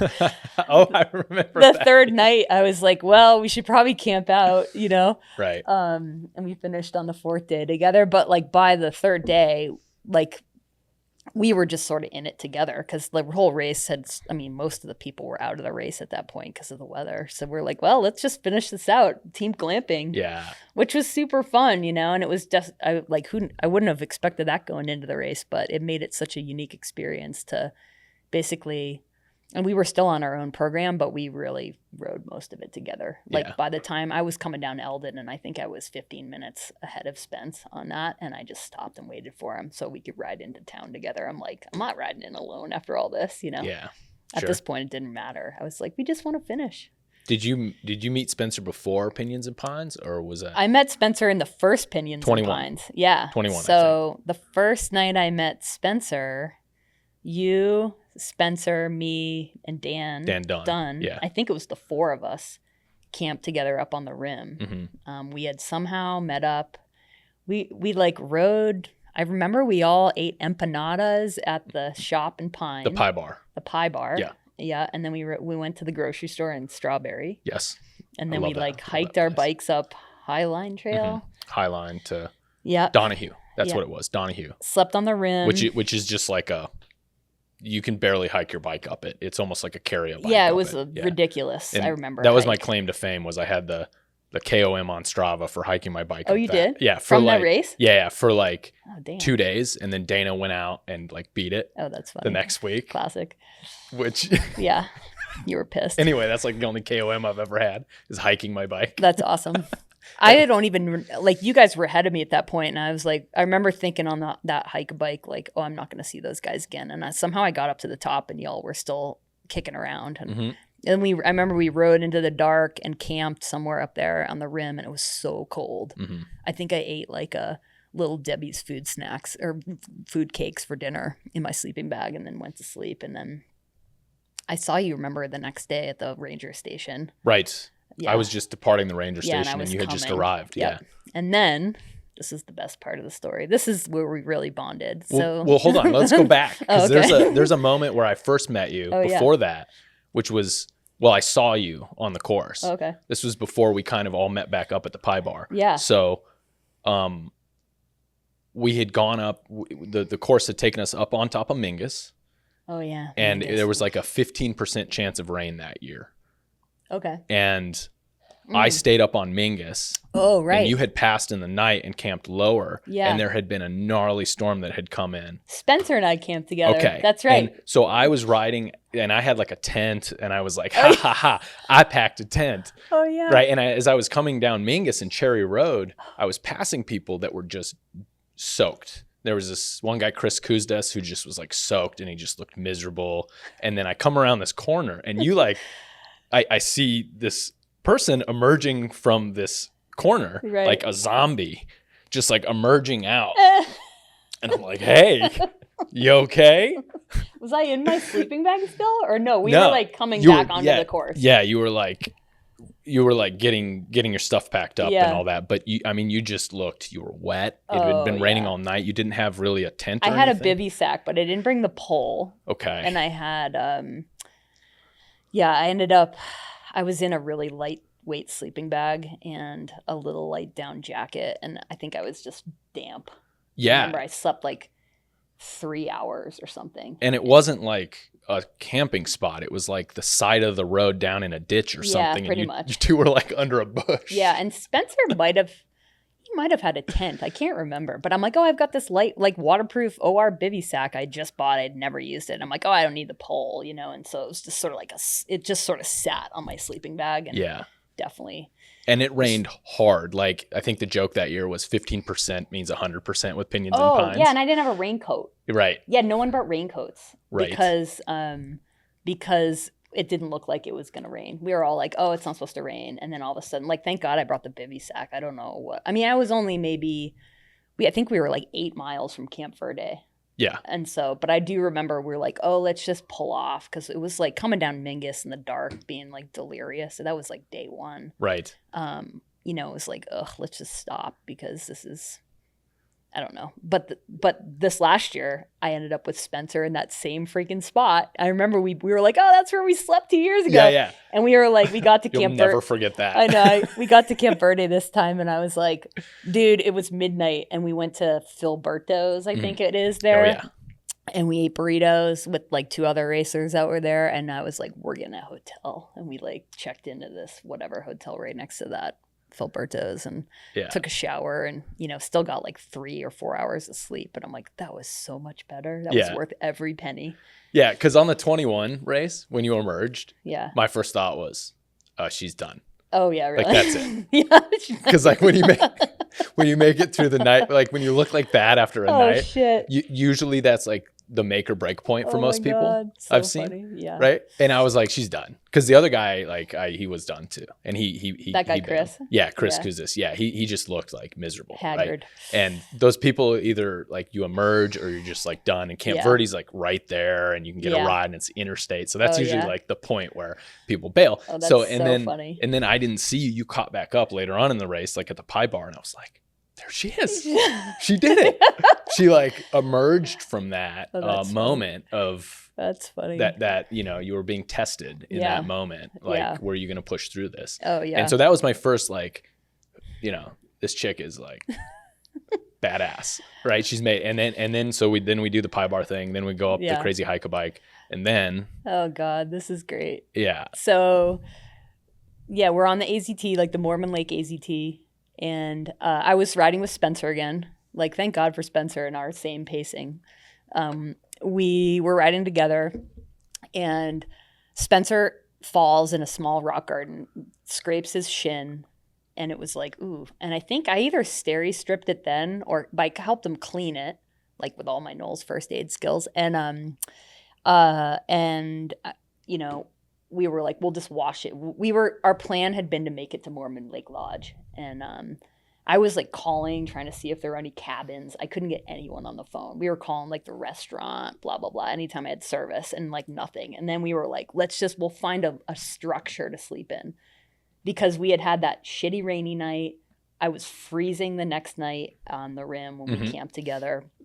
What bag did you have? I think I had a 40-degree bag. Yikes. It was my 1 pound Go Light bag I'd had for years, thinking like, oh, I'm going to go super light. But it was really cold. It has like a baffled footbed with like, it's not even, like there's not even, it was awful. Yeah. I have not used that since. So anyway, Spencer gets back on his bike and his axle is broken. Ugh. And he's like, this bike is unrideable. I have to scratch. And I was like, oh no. And the weather that night, like we had all seen the weather. The weather was supposed to get into the 20s. And I was like, oh God. And there was still like, I don't know, there was probably like 40 miles left at that point, I think, that year from Mormon Lake, or 30 something. Or it was like close to the end. Yeah, those are long miles. But they're hard miles. Like it was going to take a while. It wasn't like a spin into town miles. Right. And I remember like Spencer was like, I'm going to call a ride. And I was like, okay, man, I got to go. It's like, it was still light out. And so I took off by myself, and I hadn't ridden by myself for a while at that point. Like I had sort of been with you guys or Spencer, and I mean, like little like stretches of alone, but not. I was sort of like, oh God. And I had camped either with Spencer or that big group the first 2 nights. I'm like, holy shit, I'm going to spend a night alone. And I was like, this is good for me, but also like, not something I do often. Mm-hmm. And so I'm riding along, and I get towards the AZT, like sort of parallel to the lodge. And I'm the last person at this point in the race. Yes. Everyone had like a bunch of people had dropped out.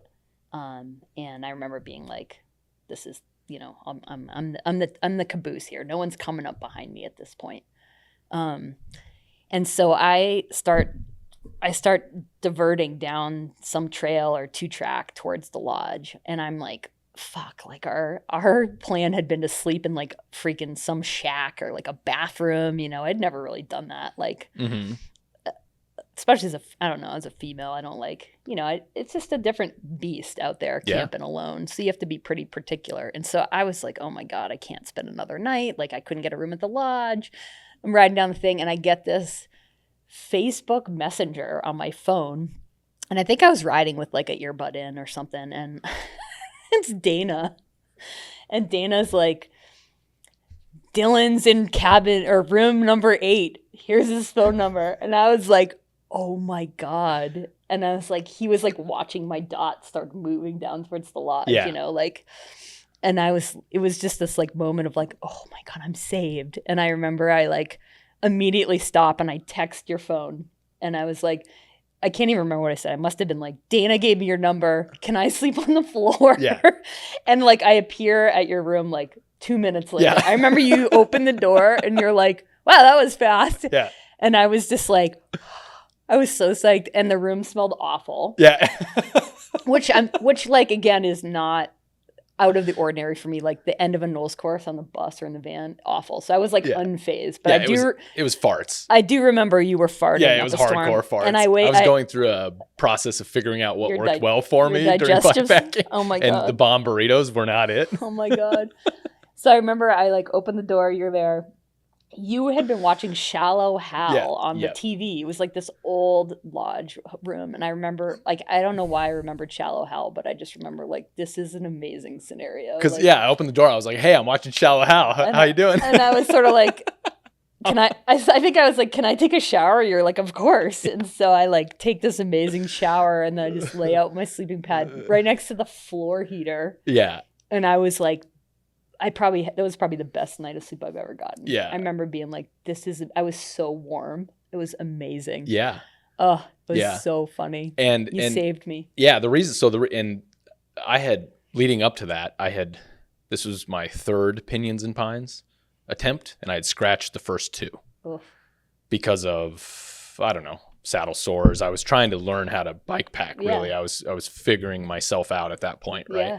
And I have a 32-degree bag, and it was going to be like 20. Yeah. And I told myself, I'm going to pop down to Mormon Lake Lodge, hit the convenience store.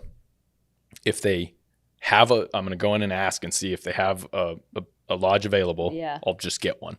If not, then I'll figure it out and continue on. Yeah. And so I jumped in, and it was the last one that they had. Yeah, I remember. So yeah, the very last one for the night. And I was like, all right, cool, I'm getting it. So then I went over to the restaurant and had a giant burger, because I was like, if I just chill out tonight, I'll be fine. I'm not going to push myself, and I'll actually get a finish under my belt, because I was so tired of scratching after 2 years, right? Oh yeah, that's huge. And so I was second to last place. Yeah.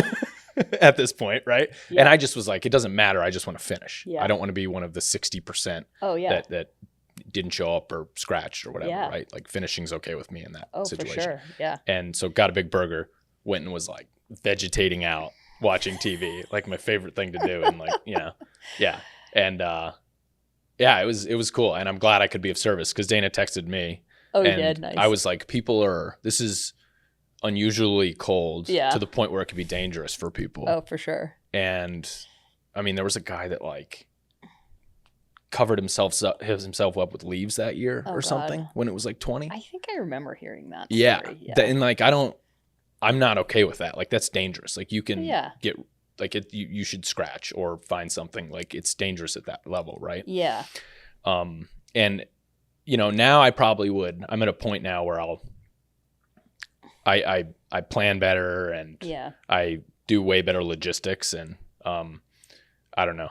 I'm glad I could really we could bring up the rear and be the sweepers. Oh my God, right? yeah. And you finish trail that together, me, right? For sure. Yeah. It was awesome. Yeah. So and that was like definitely lives in infamy. Like, those two things for me, those were the three moments, right? Like, coming around that corner and seeing you like a zombie. And then the pie bar, and then all the way back around. So and then you finished the next day. You came in just a little bit behind me, I think. Yeah. Because we left about the same time. Off. We started riding up some road together, and then you just took off, and I'm like, he's determined. And the get home gear kicked in. Oh, for sure. Yeah. And I was definitely like, I'm gonna finish this race, and I just am trying to, like, I didn't need to go fast. I was like, I just need to stay on my bike and keep moving. And I just knew I was gonna finish, which was cool. Yeah. Because that was a big deal for me. Right. Yeah. Right. And I didn't know, you had half mentioned something when we were leaving that morning, that you had been in an accident and you had some head trauma, and we had talked a little off mic about this. I wasn't really in a place where I was fully taking in new information. I was just wanting to get home. Yeah. And later on, when I kind of read your story in the Town Bicycle article, and the full breakdown, I in preparation for this podcast, I knew a little bit of it, but I didn't know the depth of it, right? Yeah. And it was like moving. Like, I was very moved that I realized I was in the middle of a transformation. I was witnessing a transformational time in your life. Oh yeah. And I had no clue. And maybe those moments that we had, that we just discussed, were like really important moments that I was fortunate to be like a part of, to get from where you were to where you are now. Oh, for sure. Right. That like race in itself was like looking back on them 4 years ago, was probably one of the biggest deals for me, for sure. Yeah. It represented a lot of different things, but just entering and then finishing that race was a massive deal. Like the fact that I could even physically do that. Like I had done bikepacking before, but then I got sick, and so I couldn't really do anything when I was sick. And then doing something that extensive, that was the thing that tested me, or like I knew I was okay again. And I knew I was like, I could be stronger than I had ever been physically. I mean, mentally and emotionally, I've like proved that to myself, having gone through what I went through. But I'd never done anything that hard. Like I'd gone bikepacking for 4 or 5 days before, but I'd never done it in a race where I was riding into the night and sleeping like 3 hours or whatever. And so it was a way for me to prove to myself with evidence that I was healthy again and back. Whereas I have struggled with memory loss issues since I crashed my bike and got a brain injury. Still, I struggle with that and some face blindness stuff where I like don't recognize people especially if I don't know them super well. I like can't remember people's faces. And I can't test myself back to like, is my brain healed? Do I have a better memory?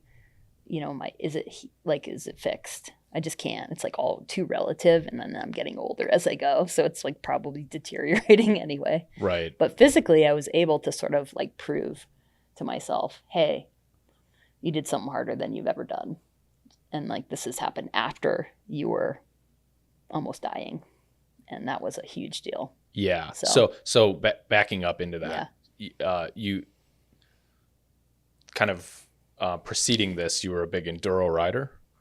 Or I sort of did a bunch of stuff. Like I sort of like all disciplines, but I'd done some like cross country racing down here in the MBAA, like Arizona series, you know, not super like amazing results or anything. I'd started doing longer stuff like bikepacking with my partner. And then we had started doing the 24 hours in the old Pueblo race. Yeah. And so we had done it as a duo 2 times. And then I started doing it solo, single speed. And so that was sort of like that race, and doing 24 hours solo single speed was sort of the like hardest thing I'd ever done, I would say, in terms of biking endurance before then. Okay. Before I got sick. When you crashed though. Yeah. You were doing like a tabletop jump? Yeah, I was up in Idaho where I was spending the summer in 2019, and I crashed on tabletop. I had done an enduro. I was in the middle of a 2-day enduro race. Right. And so I was post-race, and I was going up to preview the next stage for the next day, and I was coming down the lower part of the trail that's like blue and a bunch of tabletops that I'd ridden. I don't know, I've probably ridden that trail to that date like 20 times, so it wasn't like anything out of the ordinary, but I was following someone. I was going faster than I probably ever had. I was feeling pretty good that day. And then my foot slipped off my pedal middle of the jump.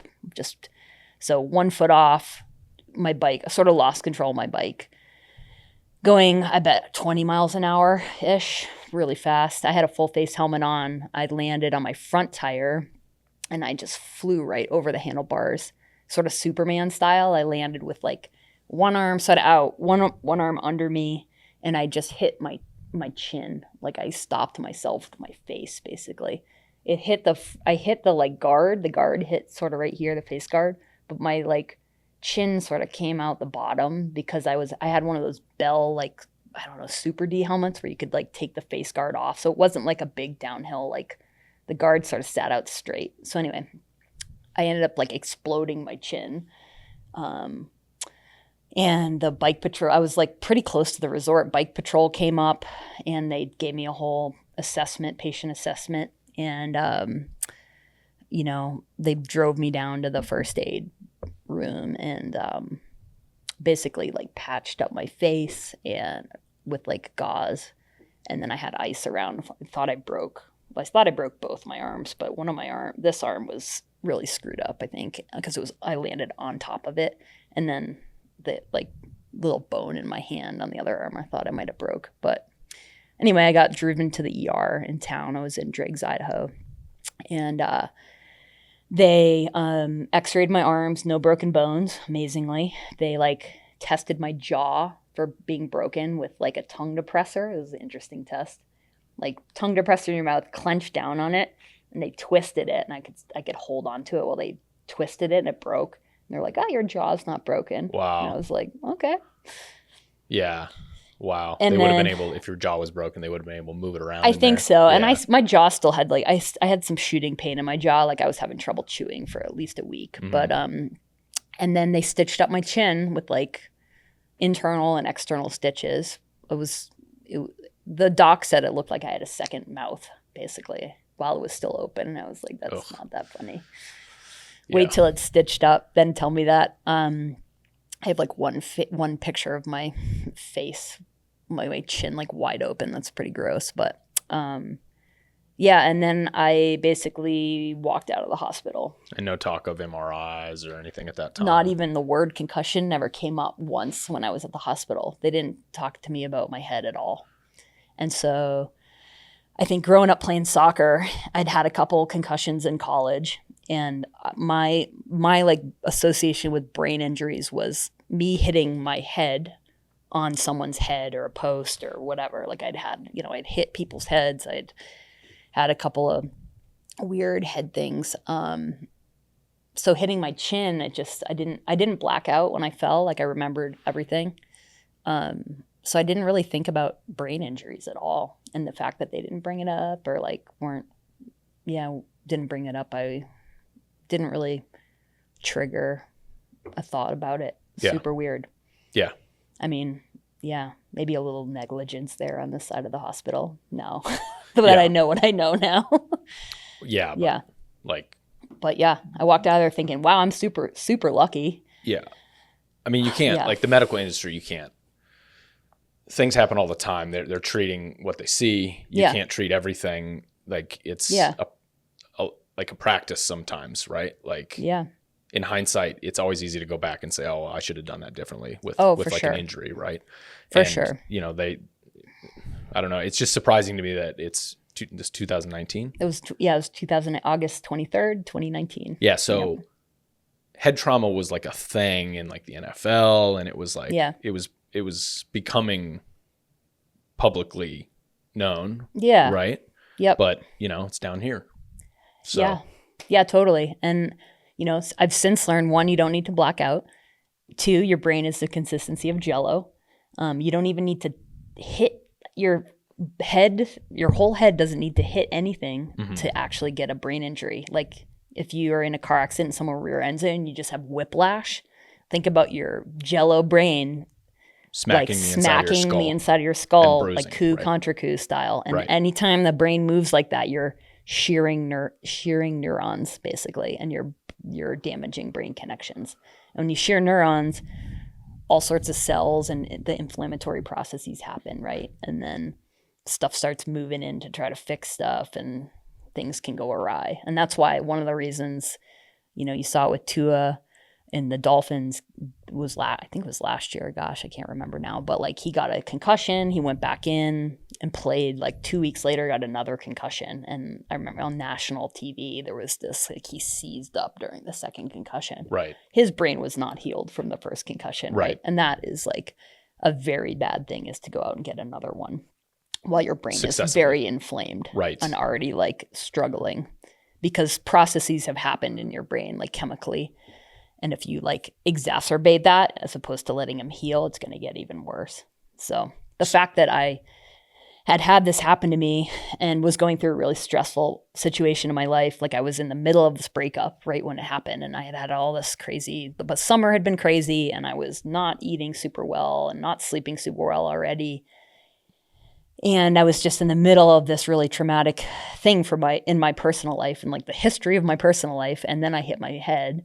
And then I walk out of the hospital and feel, my body was super bruised and my face is stitched up and all that. But I remember thinking like, well, I'm functional, right? And so I didn't really think anything else of it.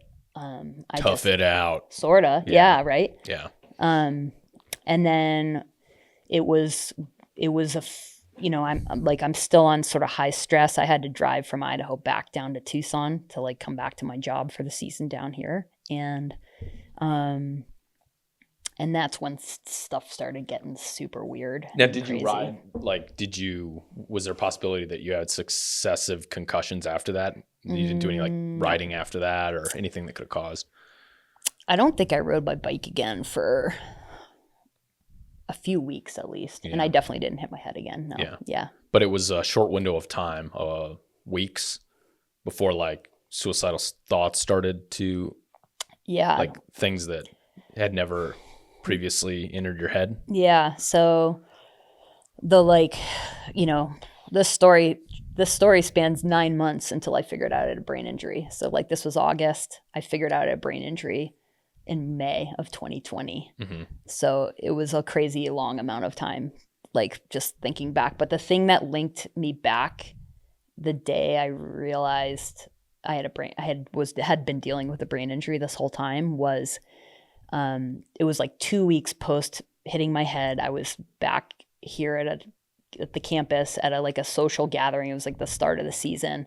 And I was talking to someone about the summer, and I was relaying, what I had done, and they were talking. And I just remember this weird drone, like your internal voice, right? That plays that you listen to or not.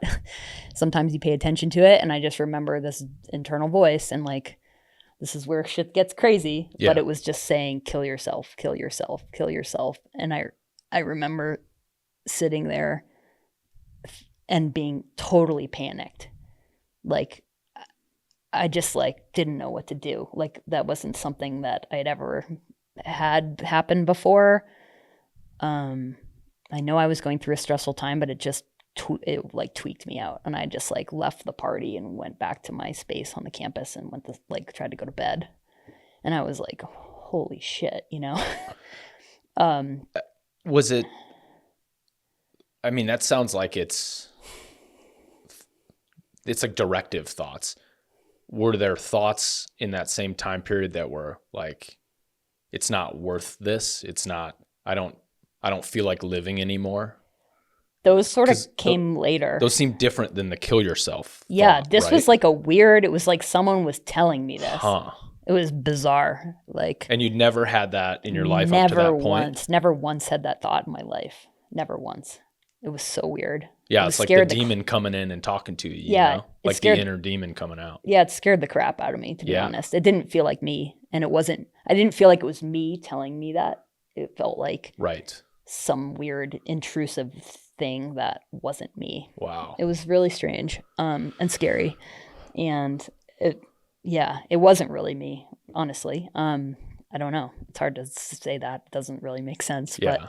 But and so that happened. And I was at the time, I was started to get really anxious, and I started to not have a lot of energy, and I didn't want to do anything. And I was back in this space without my partner at the time. He was sort of not here. And so I was I just, again, pegged it to the breakup process and the stress of that. And I found myself drinking during the day, which is not my MO at all. And I remember being well, that's not good. I should stop that. I had the wherewithal to stop doing that.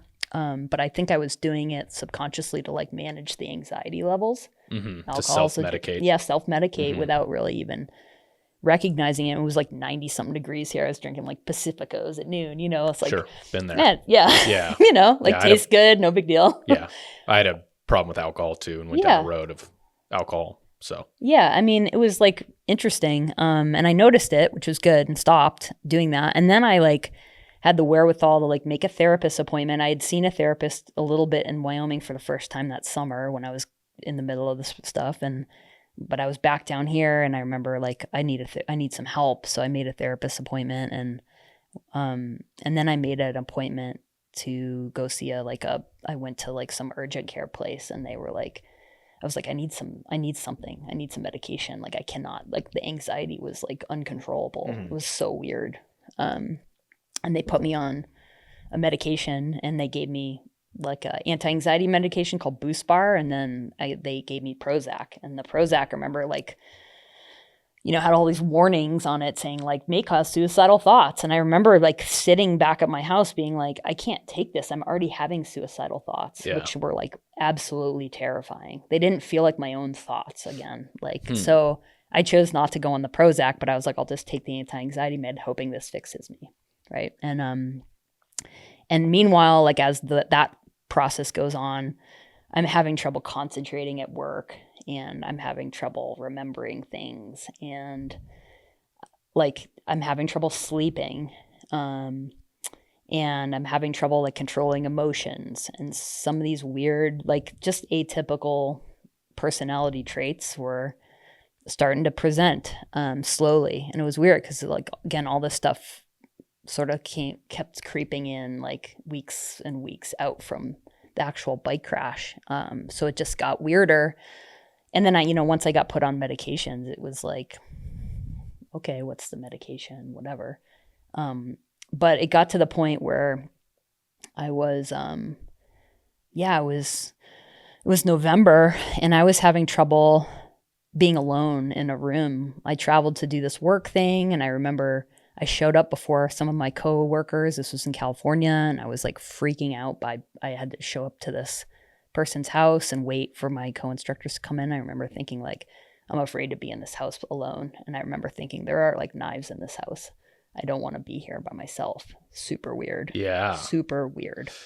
Yeah, like the outside voice thing is almost like schizophrenic. Right? That's like what is reported with people with schizophrenia, right? Is they have another voice that doesn't feel like theirs, that's kind of directing traffic. Yeah, it was bizarre. And it was like palpable anxiety. Like I'd never felt anything like that before.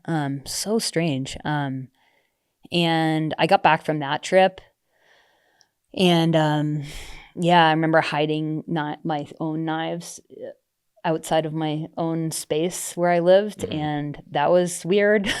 Like, so you're having moments where your like pragmatic brain is like, I should hide these knives because that's the pragmatic thing to do. Yeah. From myself. Because I didn't want these thoughts. Right. And so I'm like trying to keep myself safe from like bizarro brain. Right. Sick brain. Right. So it was super weird. So scary. And but you're still having this like internal pragmatic battle with yourself. Yeah. And I'm like, I'm like, this is odd. Like I've never had thoughts like this. I've never reacted this way. I know this is a pretty big deal in my life, but I just was really confused. And, it got to the point where I wasn't able to really get out of bed anymore. Like we had a volunteer work day at work here. And I remember like I sent my whole staff to go do something, and I like couldn't actually get out of bed to join them. Yeah. And I was forgetting everything. I was like not eating anymore. Was it like new memories? You were just forgetting new memories? Or? Yeah, like I was forgetting conversations I had just had, just really short-term memory loss. And I got to the point where one day I stopped being able to control my heart rate. Like I was having really rapid heart rate. And then I remember trying to sit down at work in the office, and I was like, couldn't read the words on the screen. I was like, I can't make sense of these. And the stuff felt like it was sort of moving a little bit, and it was really strange. And I just felt like I was losing control of my whole body. It was bizarre. And I basically told a staff member, like one of my coworkers, like, I need to take myself somewhere. I can't, I had slept on my other coworker's couch, like I think a night or two prior to that, because I couldn't be by myself. And that was like, it was like starting to drip into work, and it's a weird communal work. Like you work where you live, and your coworkers, your friends, and it's like bizarre, it's just a hard spot. And so I basically had someone drive me to this behavioral health hospital in town here, and I checked myself into this place, and it was like, okay, this is going to save me. Thinking like, I just need like some rest, and I need some support, whatever. And that was just the beginning. But it was crazy to go into a place like that. Like never in a bazillion years would I have imagined being in a place. Basically, like you're walked around in a group, you're sleeping on plastic mattresses, and they're shining lights on you every 15 minutes at night to make sure you're still alive and breathing. You can't go, you have to like ask to go to the bathroom. You have to like be outside supervised with, only for like 10 minutes a day. Like it was very bizarre experience. Ugh, yeah. And I thought, oh, I'll get some help here. Maybe I'll get on some different medications. And I got put on some other medications on top of what I was on. And I got released from that place 6 days later. I think I was there 6 days. So I was there over Thanksgiving. And I just remember when I was in there, I was like totally like out of it. Like it was a bizarre experience. Like my brain was just like not functioning super well at this point. I remember I was just carrying around this cup of water thinking like, I'm just dehydrated. I must just be dehydrated. Like what's wrong with me, Huh. Yeah. Like still no clue. And so I'm telling the story of this whole like dramatic breakup thing.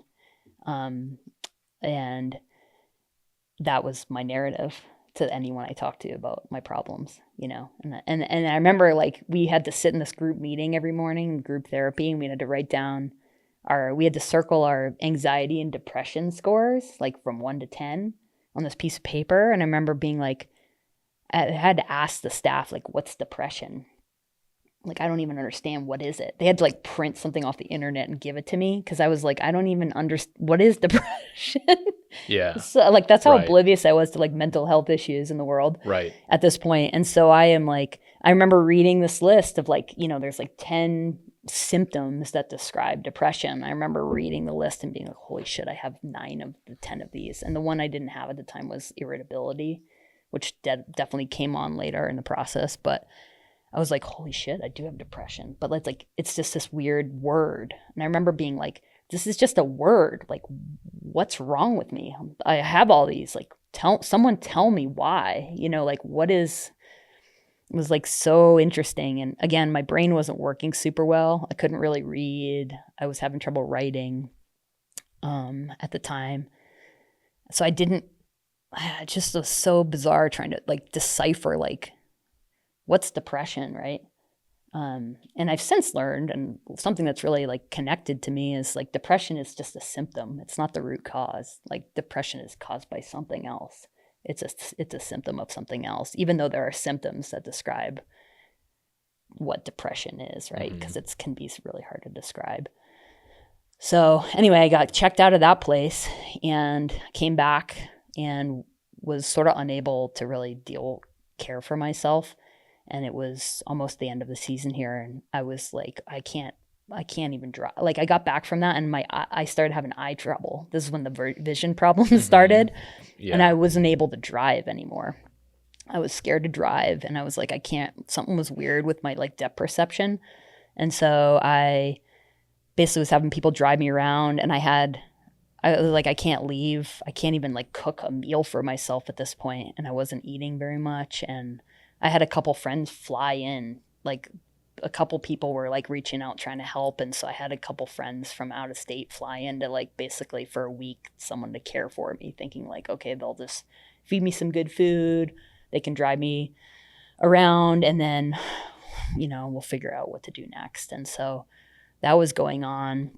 My ex's mother passed away unexpectedly during this window of like 2 weeks right after that, which was like a total shock. Like my nervous system was so on overload at this point, and I remember like that just was another thing, and I couldn't even like get myself off the couch at this point to go to the memorial service, which still to this day is like really hard that I wasn't able to do that. Yeah. And so 2 weeks after I left that one hospital, I was like, I don't know how I'm gonna make it. Like nothing was working. I was feeling worse. I was having the vision problems. Like I was having these sort of anxiety attacks where I was like, everything would tighten in my chest and my body. And like, it felt like clothes were suffocating me. And it was like a really weird, like out of body experience where like, again, like I don't, I don't really know what was happening, but all I sort of know now is like my nervous system was so jacked, and I don't know what parts of my brain were actually really damaged in this process and what was wrong, but it was very clear something was majorly wrong. And I was like, I don't know how I'm going to make it. And I had read about like places that weren't like the place I'd gone to, but there was these like therapeutic, like inpatient programs around, like for depression and PTSD and alcohol addiction and things like that.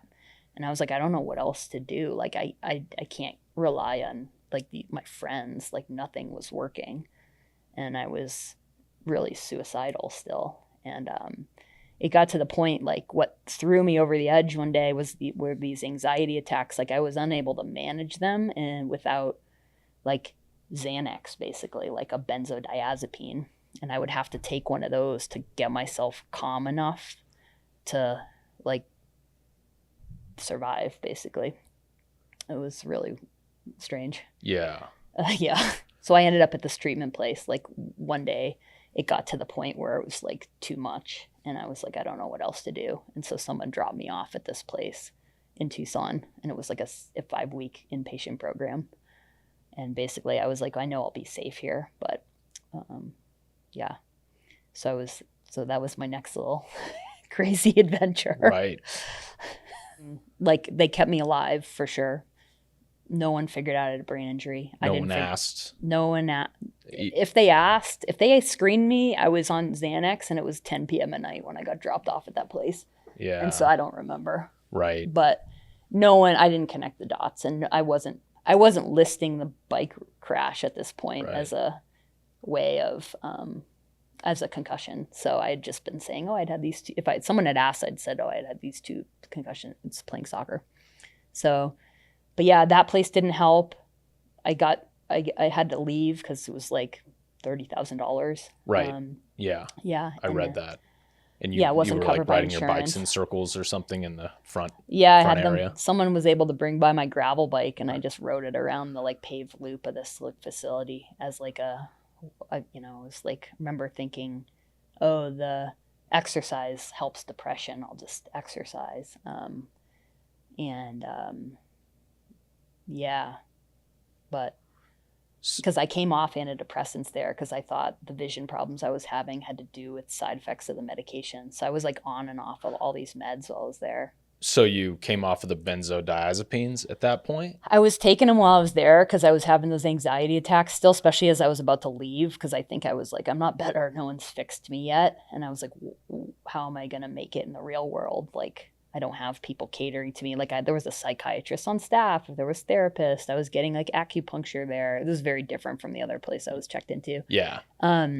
So I was like, my nervous system was probably ramping up again. But I've heard the benzos are pretty hard. There's a pretty hard detox from that. There is, and I wasn't on them consistently, but I was super stressed about getting addicted to those things. Yeah. I knew that. I think you can die from them if you don't detox correctly. Yeah. I think benzos and alcohol are the 2 things you can die from. Yeah. During a detox. Yeah. And I wasn't on those consistently. I was on more, like I was on antidepressants and I was off of those. I was on like an antipsychotic for at one point because I was on sleeping meds, and those still weren't working because I had insomnia at this point. Oof. So they like coupled that with an antipsychotic med because it was supposed to help me sleep. And then I was like having sleep paralysis where you'd wake up and you were like awake, but you couldn't move your body. Sure. I just remember one night of that, and I was like, take me off this stuff. Sure. So crazy. So my brain was like getting so jacked because I'd been on, like in a 6-month span, I'd been put on 13 different like medications. And it's just, and I was coming on and off of them because I thought all these things were side effects. So I was like, I'm going to try to like break this depression without antidepressants. But then I was so depressed and like still really suicidal that I had to go back on them. And I was just like, well, I won't drive again because my vision's screwed up, because I thought it was that, not knowing like, oh, you got a brain injury, and like vision problems are very linked and tied to brain injuries. Mm-hmm. And so I was just in the ringer, and I got out of that place, and my like 80-year-old dad flew in and was trying to keep me safe and alive and driving me around to like an outpatient program. And again, like thinking like, oh, I just need therapy. And I remember going to these therapy sessions being like processing stuff. And then I'd leave and be like, I don't even know what we talked about. Like I couldn't remember anything. So I was like in this like spot where I remember telling my dad one night, like, I feel like I have, you know, there were like, I listed them on a piece of paper. I was like, here are all the things wrong with me. It was like 13 things. By this point, my gut had fallen apart and I was no longer able to have like solid stool. So I wasn't able to like be without a bathroom nearby because I wasn't processing food anymore. I basically had what turned out to be leaky gut. So I was like, I had 13 problems, and I remember just trying to describe it to him, being like, I feel like I have this tangled web of or ball of yarn, and it's in knots, and I'm like, I don't know how to pull all the knots out and like unravel this problem. And I remember, like, one of the things I remember was being really confused about how to use like the thermostat. Like I just knew my brain wasn't functioning because I was looking at the thermostat one day being like, it's too hot in here. And I couldn't figure out if I needed to turn the heat on and turn it up or down, or turn the cool on and turn it up or down. And I just stared at that thing being like, why can't I figure this out? Like, and then one of the other vivid memories I have was all these bottles of pills and supplements. And, you know, my dad had got me one of those like breakfast, lunch, dinner pill boxes. And I was trying to organize my pills into the boxes and trying to figure out like when I needed them. And I remember being like, I can't do this. This is too complicated. And so there was just these moments that I can remember thinking were in those moments at the time, remember being like, this is fucked. Like, why can't I figure this out? And looking back on those moments, it's like, oh my gosh, like I was so sick. Yeah. I have one other moment I remember thinking during that time, that's like 6-week time right up until COVID hit, where I was like, I remember thinking the thought, I'm so proud of keeping myself alive today, which is sort of a crazy thought to have.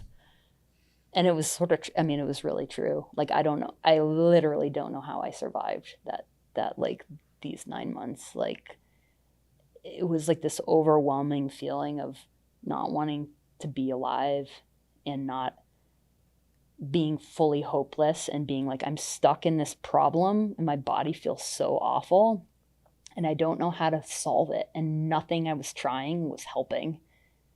And it was so confusing. And it was like hour by hour.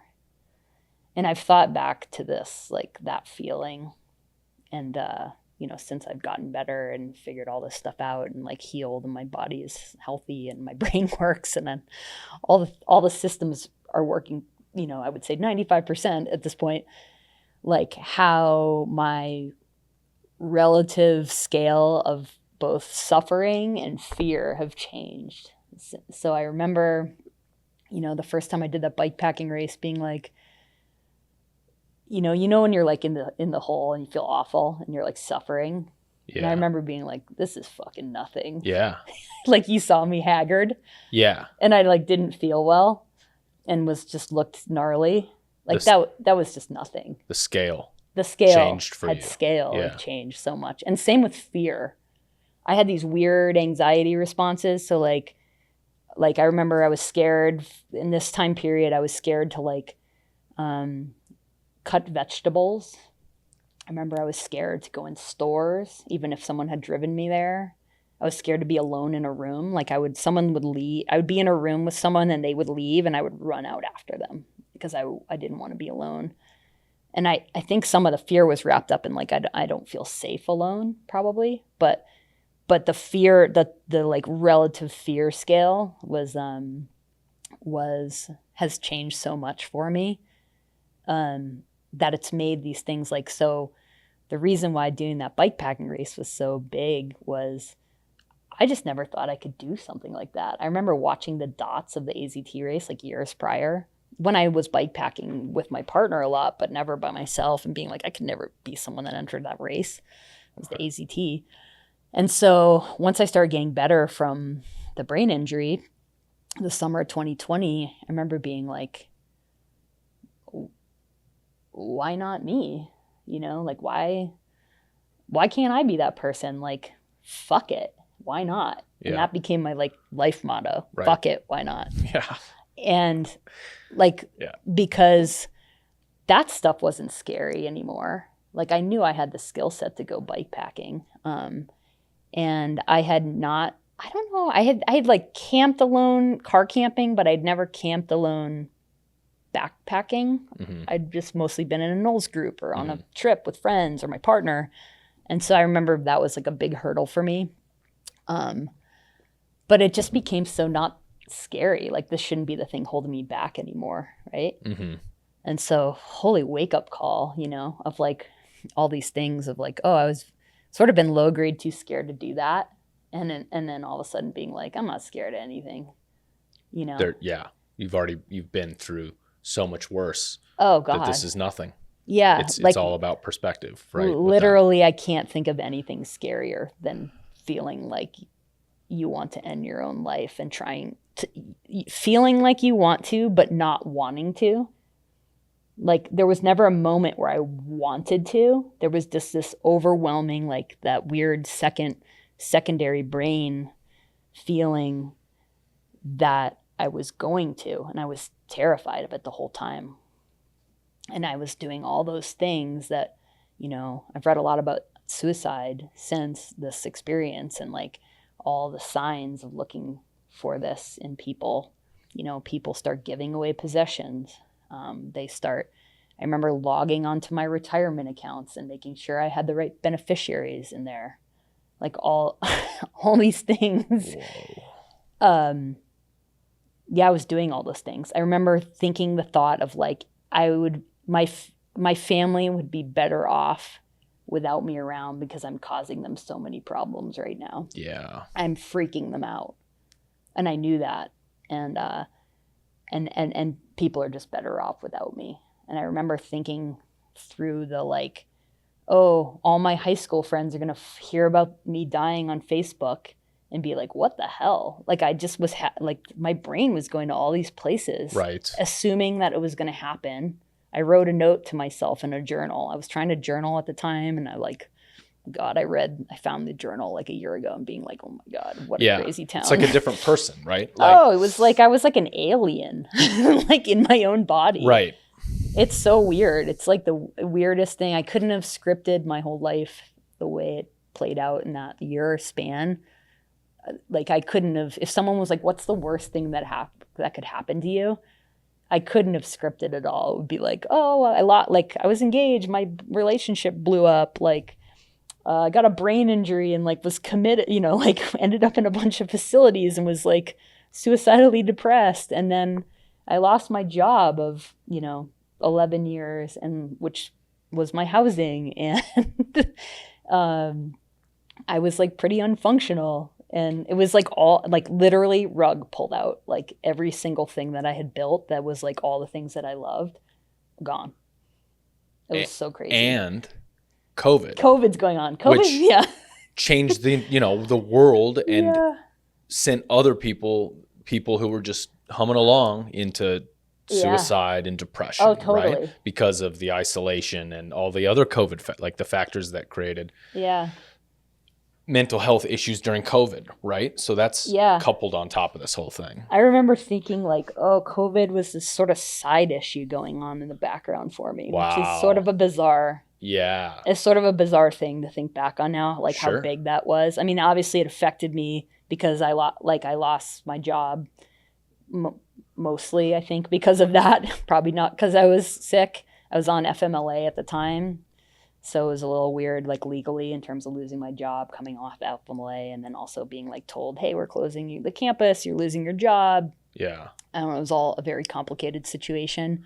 And I still, again, didn't know when I was losing my job, I didn't know I was dealing with a brain injury. It was like within weeks I had figured out all this stuff.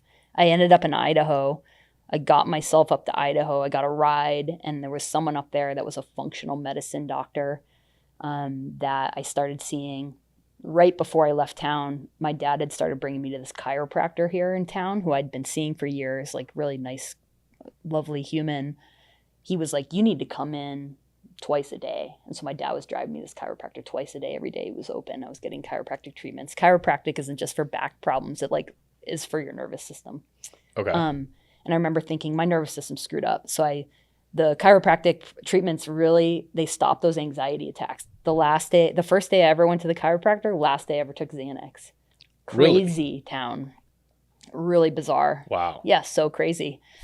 So note to self, chiropractic, not just like, I know people don't buy into that, but it was really amazing for me. I was having these anxiety attacks like by 9 a.m. every day, popping Xanax just to try to like keep my chest from getting super tight. Yeah. I mean, I don't fully buy into chiropractic work, but if you're going to put chiropractic, what do you call it? Chiropractic against Xanax. Oh, it's going to be the non-pill approach is the preferred approach. For right? sure. Yeah. I didn't want to be on that stuff, but yeah, it was great. I never took one again. Is Xanax SSRI? No, it's a benzodiazepine. It's a benzo, okay. So it's not a antidepressant of that class at all. It does help. You know, it's a different way of managing anxiety. The Prozac and the Xanax are benzodiazepine? Prozac's a SSRI. SSRI, okay. Yeah. Okay. And I had been put on at this point I was on a SNRI, which is a serotonin norepinephrine reuptake inhibitor. Right. So it was serotonin and norepinephrine. Different class from a lot of the SSRIs, which are just serotonin based. So I'd been like trying this. I had a genetic test done, which was like tells you which antidepressant might help more, because like, you know, psychiatry and like the game of medication is like from my experience is a total dartboard. You know, they'll go off of like, is anyone else in your family on medication, what's worked for them, because genetically maybe it'll work for you, but like again on and off of lots of meds. But I was on this one that wasn't working at all, and I was having these like now telehealth psychiatrist appointments, and the woman would get on and I would say, nothing's changed, this is how I feel, what can you do for me? She'd be like, we'll just up the dose and we'll meet again in 2 weeks. And I remember thinking, I'm not going to be here in 2 weeks. And that was just, I was like in tears when I would meet with this person. And at this point I'm in Idaho meeting with this person via telehealth. I'm meeting with a therapist down here via telehealth. And I was seeing a functional medicine doctor that was like, I wasn't eating food at this point. Like I was not having solid stool still. This was 3 months into it. So I had lost like 30 plus pounds. And I was on like this thing called elemental diet, eating all these or drinking stuff that was giving me nutrients. And I met with a nutritionist, and she's like, you have leaky gut. You need to eat this diet, which is like autoimmune protocol diet, which basically means you can eat meat, fish, fruits, vegetables, no nightshades. That was it. A couple different kinds of oils. And I was like, I can barely take care of myself, but I will try. And within 5 days, I felt different. And I was like, I couldn't even make a meal. I was eating like, I had started eating gluten-free before that, because someone had told me like, maybe gluten is not helping you. And so actually the brain fog had started lowering a little bit with the gluten-free diet. And my vision problems had gotten a little better at this point. So I was actually started to drive a little bit, so I could drive myself to the grocery store. So I remember I went, I was like making a pound of ground beef and then eating an apple. And I'm like, I'm following the diet. That's about as much as I can do. I'm like getting myself up, I'm making a meal, I'm lying back down. That was my day. Yeah. Or like I took a shower today. That was my day. And I was taking a bunch of supplements at their advice, which was starting to work. And within 30 days of that diet and supplements, I was back to normal stools again. And my brain fog had reduced a ton. And I was able to think again. And I was like, whoa, something's working. Really interesting. And it all sort of made sense later, because leaky gut is like your stomach lining basically pulling apart. And your gut is like your second brain. Yes. Connected through the vagus nerve. So my brain had been leaky and inflamed for months at this point. And so therefore my gut got inflamed. So like gut digestive issues and gut issues are a common late onset symptom of TBI. Huh. It's amazing to me that my gut lasted that long, because I think it was 5 months in where I started having gut issues. So it was cool. I was like, wow, it did its job for a while there, but like my brain was just inflamed for so long that it just like I couldn't, like it just stopped working basically. Like I was digesting, I was not even digesting my antidepressants at this point. And I remember there were these little things that looked like Kick cereal in my stool. And I remember being like, oh my God, do I have a parasite? Like I'm still depressed at this point. Yeah. And I remember I was like doing research of like what could be the causes. And I was outside at one point and had to dig a hole somewhere. And I basically poked at one of these things with a stick. I was like, what is that thing? Because it didn't look like food. And I poked at it and it was powder. And I was like, holy shit. It was a Xanax. It was Prestique, which was the antidepressant I was on. Yeah, so those weren't even digesting. And I was like, I remember just sitting there being like, holy oh my God. shit, this is crazy town. Like that. Crazy. Yeah. So I'm like, how am I going to get better if I can't even digest my pills, right? And we're upping doses and we're adjusting based on assuming that this stuff is going to digest. Yeah, it was crazy. So, but like very shortly after, so the gut starts healing. I'm starting to get more energy. I'm starting to be able to like do a little bit of work. I was still employed by the school at this point. I was doing some work remotely, and I was, I could see the writing on the wall. I was doing work that was sort of like wrap up work, even because the campus it hadn't closed yet. They were talking about closing it, but I could tell I was like, they're having me transfer stuff to someone else, and I'm like, oh, this is not good. But I'm going to use my brain, and the psychiatrist had given me on one of our calls when I was like in tears. I was like, what else can you do? And they gave me a prescription, which I got and then held on to and didn't use because a functional medicine doctor was like, I wouldn't take that because we're trying these other things. But one day I was like crying in depressive mode on my dog's bed for hours. And I was like, I don't know what else to do. And I remember being like, I have this one thing I haven't tried yet. I mean, I was like grasping for anything for months, like give me something that'll work. I'll try anything. So I tried this prescription. It's called Wellbutrin, pretty common antidepressant. It's an NDRI. It's a norepinephrine dopamine reuptake inhibitor. So it works on the dopamine system and norepinephrine, which I had sort of already had in my other antidepressant. You can pair them together because it's not too much serotonin for your brain, which can cause like serotonin syndrome, which is like when you can't like take two SSRIs together. Right. And so I try this med, and this was in that story I wrote, but like literally it was 48 hours later. I remember waking up and being like, like doing my thing. I got up, I showered, I like made a task list. I like cleaned something. I was like moving around. I had energy, and I was like, what the hell? And I remember I just texted my dad and said, Dad, I feel normal today. And I said, I don't know what the hell's going on, but I'm scared it's going to stop. And I think I said something about like, it might be the Wellbutrin because I had just started it. And he was like, this could be the thing that you needed. And we had this short text exchange, and that was May 23rd, 2020. And that was the last day I was depressed. And it was the dopamine mixed with I think it was the dopamine. Norepinephrine.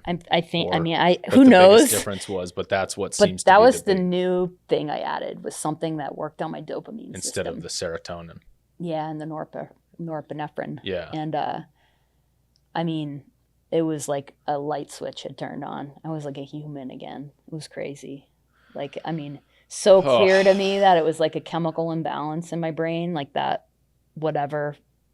I don't have the evidence. I don't know, but like I know the internal feelings of it all. And I had just found the right thing that like my body wasn't getting, like a pretty major neurotransmitter for your human body to like exist in the world normally. And it took me a while to get all my systems back on board, but like that was the last day of the like low point. It was like an upward spiral after that day. I did another test that summer. Sorry. I sort of forgot the other part, which was like maybe a week or no, it was a week prior, I think. I'd met with a new therapist because I was in Idaho pretty much now. And the therapist asked me about brain injuries during intake. And I told her that I had 2 concussions. And then I said, while she was typing, I was on Zoom with her. And I remember thinking, I said, I did hit my face really hard in August. Like the crash flashed through my memory for some reason. And she goes, you can get a brain injury from a concussion. And I just said, what? Like, you can? And then I like had this thought about that, like, first thing I told you, which was that party with the suicidal thoughts. I remember being like, when was that? And I was like, holy shit, that was 2 weeks after the bike crash. And then I just like light bulb moment, and being like, oh my gosh. And so her and I talked, and we did our little like first session, and I got off that call. And I remember I just started Googling like brain injuries, depression, and I found the term post-concussion syndrome, which had never been said in front of me before. And there's lists of symptoms everywhere. And I remember being like, holy shit, I have all of these, except like dizziness, light sensitivity, nausea, like vertigo. I just hadn't had any of the normal ones I'd associated with concussions for all that time. But by the end, I had all the other ones. And I remember being like, holy shit, the root cause was not like the thing I had sort of thought. Yeah, right. It's just so wild that it took that long to identify a neurological issue. Yeah. Even though you were having all these neurological symptoms. And it does seem like a bit of a failure of kind of the two places that you were in. Yeah. That was never kind of top of mind, where when looking back, it was kind of, you had lots of symptoms that pointed that it was neurological. Yeah, just like, and it's weird because depression symptoms overlap a lot with brain injury symptoms. Right. So I think everyone was like, oh, it makes sense you're depressed. You went through this really stressful situation. Right. And that was sort of just the easy answer. And that was the narrative I was like giving to people as I was, showing up to these new providers. So right. And they're only as good as the information they're given. Right. Exactly. I've experienced that where I've led a psychiatrist a little bit. Right. Mm-hmm. Right. Because I want a different outcome or whatever. Sure. Yeah. I'm afraid of the outcome. Exactly. Or I think I'm Dr. Google myself. Right. Yeah. I remember going into the psychiatrist when I was still in Tucson, and it was when I was having all the gut issues, and I had been, all I could do all day basically to keep myself from being suicidal was play video games on my phone. But then I would try to read stuff and educate myself, because I was like able to sort of read, but like my brain, it just was hard. Like, I don't know. I could read stuff, but it felt really hard. I remember trying to explain to someone like writing and talking and thinking felt like it was going through clear molasses. So it was like thoughts coming in or out, or thinking through stuff took so much brain power, and so it was so slow. And you could hear it in my voice. Like I would try to say stuff, and it was like I was talking really slow and I couldn't get words out and things like that. But I was trying to do some research, and I remember reading at some point that like 90% of your serotonin receptors are in your gut. And I remember bringing that info to my psychiatrist when I was having the gut issues. And I was like, is the reason I'm depressed is because my gut's screwed up, because 90% of your serotonin receptors are in there? And this woman's just like, you're an idiot. Like she totally just like dismissed my like Googling, my like Dr. Googling. And I remember just sitting there being like, no one believes me. Like I remember thinking like, everyone thinks I'm crazy. And I felt crazy. Ugh. I was like, I don't even know who I am. And I just felt like, I remember being like, I'm scaring people. I don't know how to act. I'm like, and then, and that's probably where some of the like, everyone would just be better off if I'm not here anymore, and like that just like slow downward cycle of like, I remember thinking like, I don't know how to stop this. Like every day is getting worse, and I don't know how to like put a stop to the cycle down. Like, and the things that stopped it were like the chiropractic treatment, the diet, the Wellbutrin, and then finding out I had a brain injury. Mm-hmm. And thankfully those came in like a month and a half span of each other, and I like finally got something to stop the bottom, because it was like hanging on every day, just hoping it wouldn't get worse and like hanging on. Because when you ever had depression, it feels like you're in a black cloud and like you don't see, like I remember being like, I don't see next Tuesday. Like when you're fine and life is okay, you're like making plans or like, oh yeah, next Tuesday I'll like make lunch with someone or I have that thing to do. And I remember thinking like, I don't even see a tomorrow for myself. Like I don't even know if I'm going to be alive by the end of this day. Yeah. And it's a really scary feeling. Yeah. And it's hard to describe to people. And the therapists and the people I found most helpful for me during that time were folks that admitted to me or shared with me that they had gone through depression before. And they'd be, you know, a couple of the therapists I worked with were like, oh, I've had a depressive episode. And I was sort of like, oh my God, like you're a functional human. Like you have a job. Like, how are you doing this? Because I was like, this is, you know, I don't know how I'm going to get out of this. Yeah.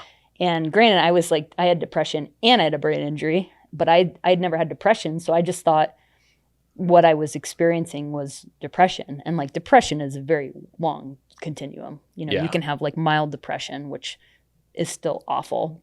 And I'm pretty sure I was on like the extreme end of it. Right. Yeah, like I was pretty young. I was like one of the sickest people at the treatment place. Right, I remember right. thinking like, how is this possible? Right. Yeah. Depression's almost like being in a really bad job that you, every day it gets a little worse and you don't know how bad it was until you get on the other side of it and look back. Yeah. And while you're in it, you're just kind of oblivious to like that Yeah. you're in this horrible state. And you Right? and you feel like I can't get out of this. It's like having a bad job with like I need this paycheck to like keep my house and buy groceries, right? You're Right. like, I don't know. There's not a way out. Right. Right. And you have no exit door. Which is why And you can't see that you're in it. which is why depression causes like a lot of people die by suicide from depression. Right. Because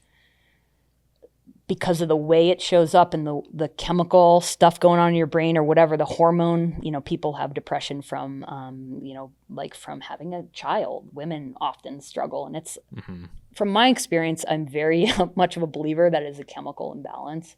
Hormone, it doesn't have to be neurotransmitters, it can be hormones. But you basically feel like there's no way out and it's never going to end when you're in it. And that is like the piece that is so scary because it's like this self-fulfilling prophecy or something. It's like, because that's the side effect of having this chemical imbalance is like the darkness and the like hopelessness feeling, like digging yourself out of that hole is impossible because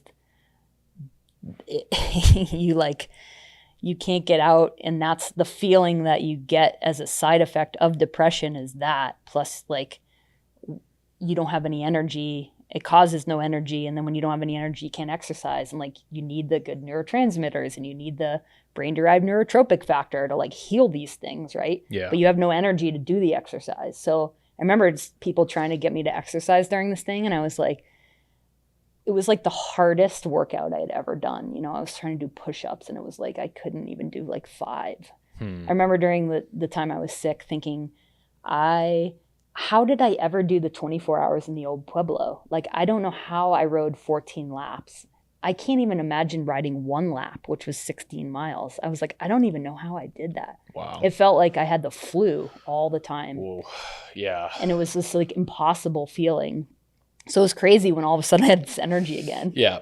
You Yeah. know? And this is, you know, I do not subscribe to, so I was on one end of this spectrum you described of depression, a little bit during COVID. And I went and saw a psychiatrist and I was having some passive suicidal thoughts. Yeah.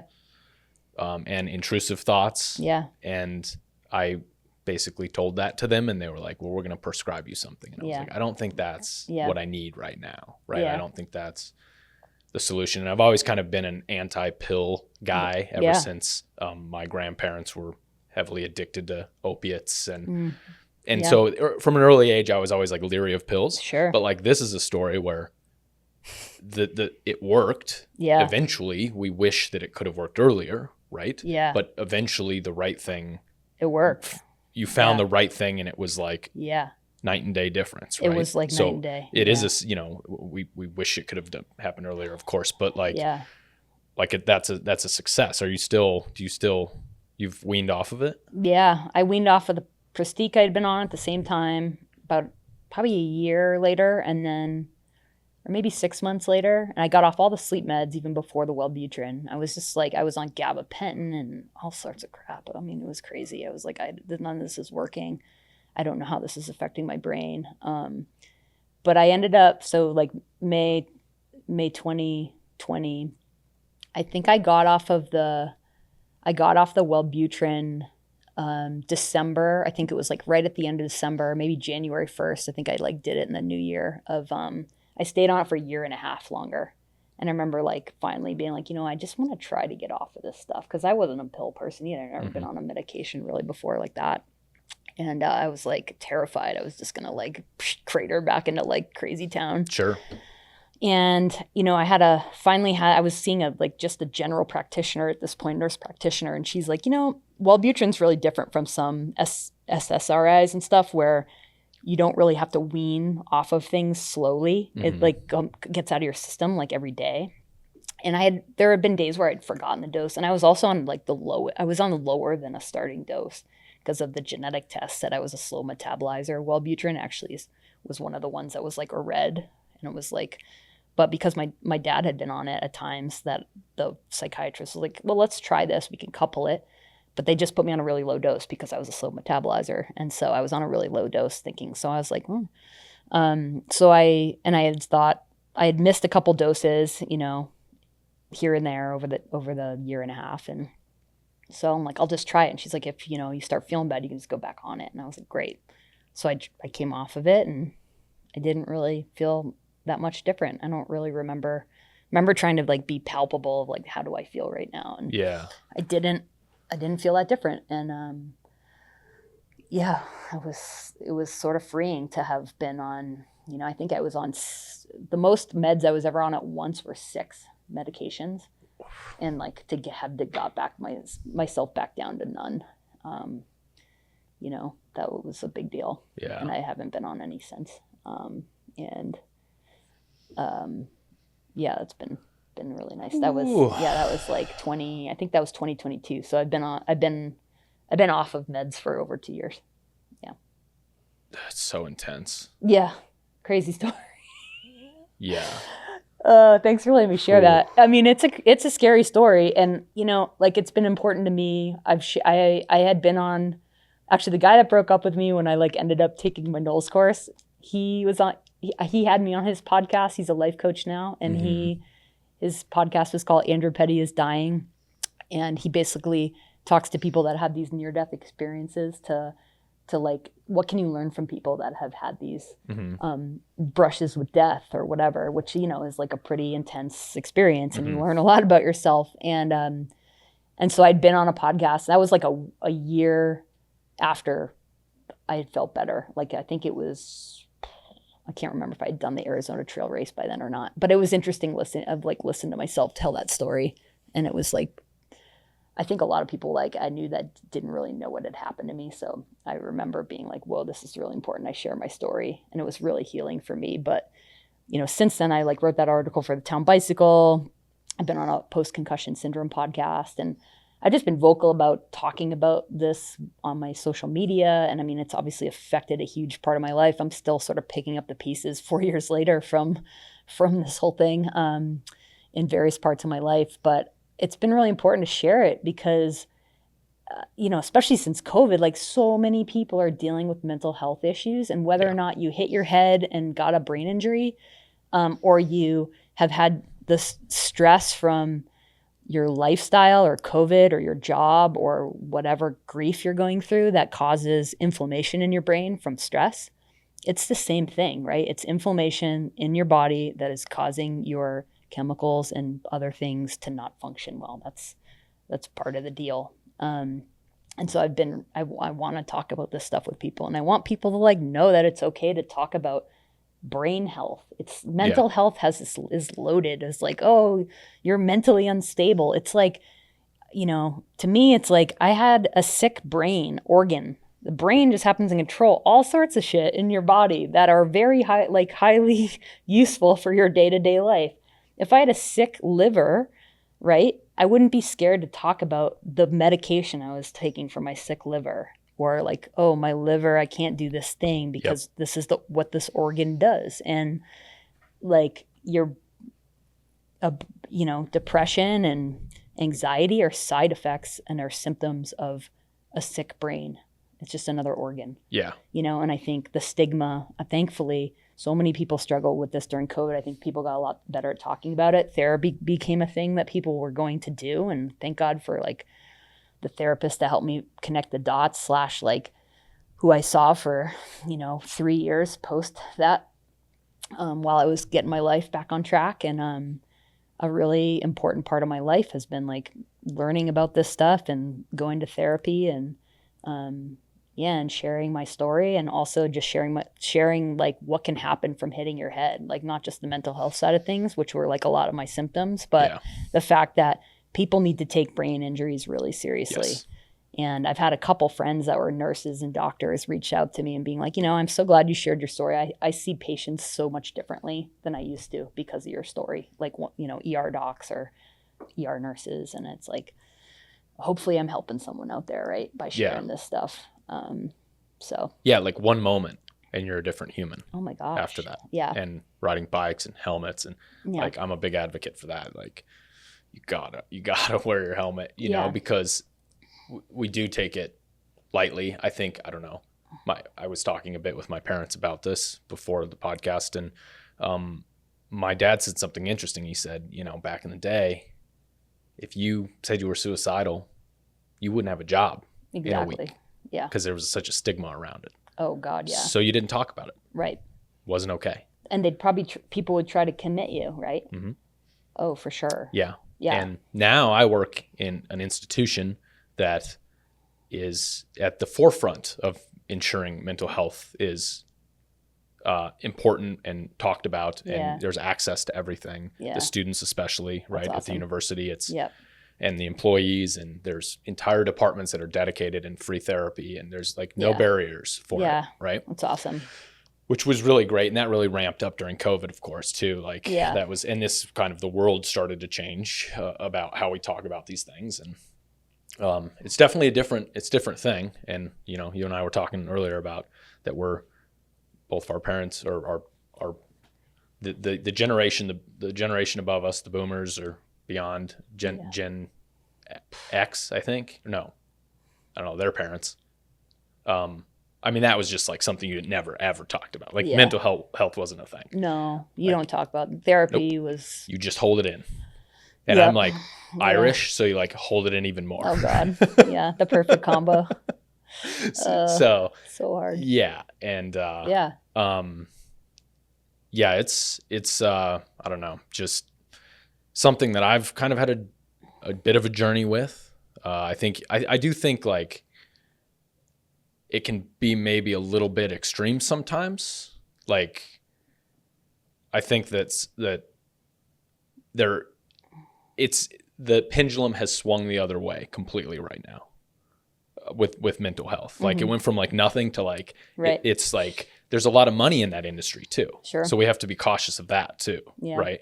But there is like journaling for me helped, right? Yeah. I came out of, my issues started to become resolved where I would journal more. And like you were saying earlier, you'd look back at it and it was like you're a different human reading your own journal. Yeah. And that's something I'd never done before. Like, how do I articulate my thoughts on paper about how I'm feeling? And something about that process gave me relief. Yeah, right? It gets it out of your like head, like that. Yep. Remember that like yarn ball I was talking about? Like I've seen these graphics of like that in your head, and then it's like coming out of your mouth or writing onto paper, and it sort of comes out in like a line. Yes. Right? And it gets the crazy like, I don't know how to deal with this. It feels overwhelming thoughts that are swirling out. And whatever it is, freeing, right? Or whatever. Mm-hmm. But no, but I mean like whatever that process that's happening. For me, it's and like kind of I guess anxiety and in like intrusive thoughts, like which is very useful if you're trying to survive in the wild. Like Right. always looking for like, is that rock going to fall on me? Is that mountain lion going to get me? Yeah. Hypervigilance. Am I going to break my ankle? And then how am I going to extract myself? Right. Yeah. Like these like constant plaguing of thoughts, or like when I'm driving, like, is that person, I'm always anticipating other people pulling out in front of me or whatever. Oh gosh. Yeah. It's great for that. It's great for work because I can really, I can really see things coming down the line because I've thought about the 10 possible scenarios that could happen. Yeah. But then when I'm out of work, it's like a plague. It's like, I can't just turn it off. Right.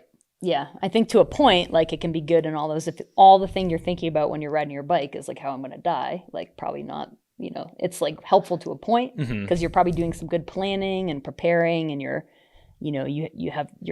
paying attention to your surroundings. But if it's the overwhelming thought all the time when you're doing the activity, obviously not useful. Yeah, right? There's a point of diminishing returns. Exactly. With that, it's like the scale, the curve. Yeah, the bell curve. Yeah, totally. And sometimes it's like crippling with like I'm thinking too much. I'm not just solving problems as they become problems. I'm like projecting all the future problems out there. Oh yeah. Yeah. And but by no means these are small little problems like compared to what you've been through and what you've come out on the other side, but but they're still like, it's still the same stuff. I mean, like one of the things my therapist told me, like it was probably 2 years ago, so maybe it's like a year out from like get sort of feeling better. I went into a session one day and she goes, I was like complaining about like there's no one to date here, like blah, blah, blah. Oh, my job, blah, blah, blah. And she goes, you know what? She's like, you have normal people problems now. Yeah. And I just remember like the light bulb went off again. And I was like, oh, that is so interesting. And I was like, wow, I am sort of back to normal. Like the problems never go away. There's always some shit going on in our lives, right? Yeah. But it was such a relief to be like, oh, I'm just like, I'm processing normal stuff. Awesome. I know. It's like, whoever thought that would be like a huge win. Yeah. Perspective. Oh my right? gosh. It was so great. I've thought about that a lot. I mean, like when life feels hard, which, it's felt hard still for me on a number of levels. I've like lost housing 6 times in the last 3.5 years. Like I came back down here to do this job this winter and just found out that the campus is closing, which is like sort of my life's work has been this program in this place. And, just like the hits just keep on coming, which is sort of like what life does. But oftentimes when things feel hard, I just think back to like how bad it was. And it's pretty easy to like flip myself back into gratitude mode. Right. And be like, look at me. I can drive myself to the store and I can sit here and read a book, or I can ride my bike whenever I want. I can I have an able body, I have a brain that can have thoughts, and I can hold a job. Right. It's just all the things. It's like so easy to go back to the like foundational basics of life. And so I am forever grateful for that. I'm still not at the point where I'm like, so glad I went through all that. People are like, aren't you so like, doesn't this give you so much perspective? I'm like, yes. And I really liked my life before all this happened. And I would probably still hit the default button and go back, but maybe someday that will not be the case. But I mean, I've had to like, basically you can't. And so silver linings, like I've been just, as they come, it's like, wow, this is a great life lesson. This is a great life lesson. And like, wouldn't have learned this one, and just like tried to pile those up to keep moving forward. Because it's like all we really can do. Right. Yeah. Yeah. Yep. Just every day. Yeah. Yeah. Yeah. You got to keep the good stuff in front of you. Yeah. Like that was a good lesson from COVID, was like, I got to put something on the calendar that's going to keep me excited about something in the future. Yeah. Right. Yeah. That keeps me from spirals is staying busy and staying distracted. Yeah. I almost felt like, I should be able to be okay not constantly distracting myself, but then I just gave into it and I'm like, this is just what I'm going to do. Yeah. Like, I'm just going to stay busy and constantly have a mission. Yeah. Because if I don't have a mission, I fall apart. Yeah. Bad. Yeah. Right. So. Yeah. I mean, it's like, I think that's good to a point, and then you just sort of need to ask yourself, like, what are you afraid of in those moments of not staying busy? Is there something you're like protecting yourself from? Or yeah. yeah. And it's there like, is. and if like if you know what it is, I think that's good. If you don't, and you're just subconsciously like pushing stuff down, I think that's where it can be hard. But if you're like, I don't know, like, I think if it's a healthy outlet, it seems like for you, like doing endurance sports and, you know, creating things to help people, like those are healthy things. Yeah. That was a bit of like a, what's my leg? 'Cause we don't have children. Yeah. So I'm 39. I just turned 39, and we have a bit of I was going through a bit of a, what's my legacy in this world sort of thing. Like a midlife crisis, maybe an early midlife crisis sort of thing. Like it's not that early. The realization that kids aren't going to happen. Yeah. Most likely. Yeah. That's not in the plan right now. Yeah. And so what am I here for? Right. And that kind of inspired the seasoned bikepacker, which became like, well, I'm going to at least put information out there that maybe can help other people. Yeah. Right. And then that seemed kind of too narcissistic after a little while, like it's me telling you what I think about my bikepacking experience when I'm not really like even close to like an expert in any of this stuff. I'm just like trying to get better every day. Yeah. Right. And then it evolved into like, hey, the endurance studio can be a platform where other people can share this information, and I can break through my wall of fear of being an introvert and make it so I have to go and talk to these people and these people who are my friends who I've had these experiences with, right? And do something really special. And so far it's just been like incredible with the people. All the conversations have just been like, I thought I was going into it for one thing, and then it was just like a completely different, really different, super fulfilling thing afterwards. Yeah, too, listening to your episodes are all really different and just like really unique characters, and a lot of it ends up not as much maybe being about endurance riding. Like we've talked a little bit about that stuff, but gosh, I think you said something in your opening about like something about like, you know, battling endurance sports and like the, you know, what it takes to get through that stuff. Yeah. And I was like thinking about like, I wonder what we're going to talk about today. And I was sort of like, you know, relaying the challenge. Like I talked about my 9 month of like depressive episode, which has sort of like been the huge marker of my life at this point, and probably the most learning I'll ever take out of life. But like that felt like an endurance race, you know? Yeah. And it was endurance in this different way. Yeah, absolutely. But what it did is it spurred me into continuing into self what's the word I'm looking for?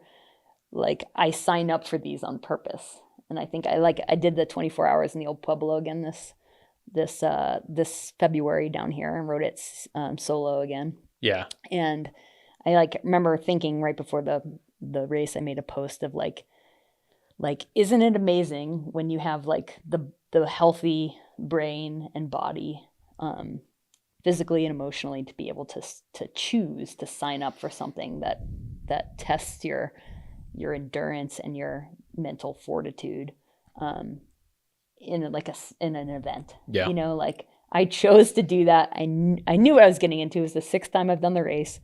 I knew how shitty I was going to feel. And I still chose it because there was something I wanted to get out of it. And I wanted to see how far I could push myself.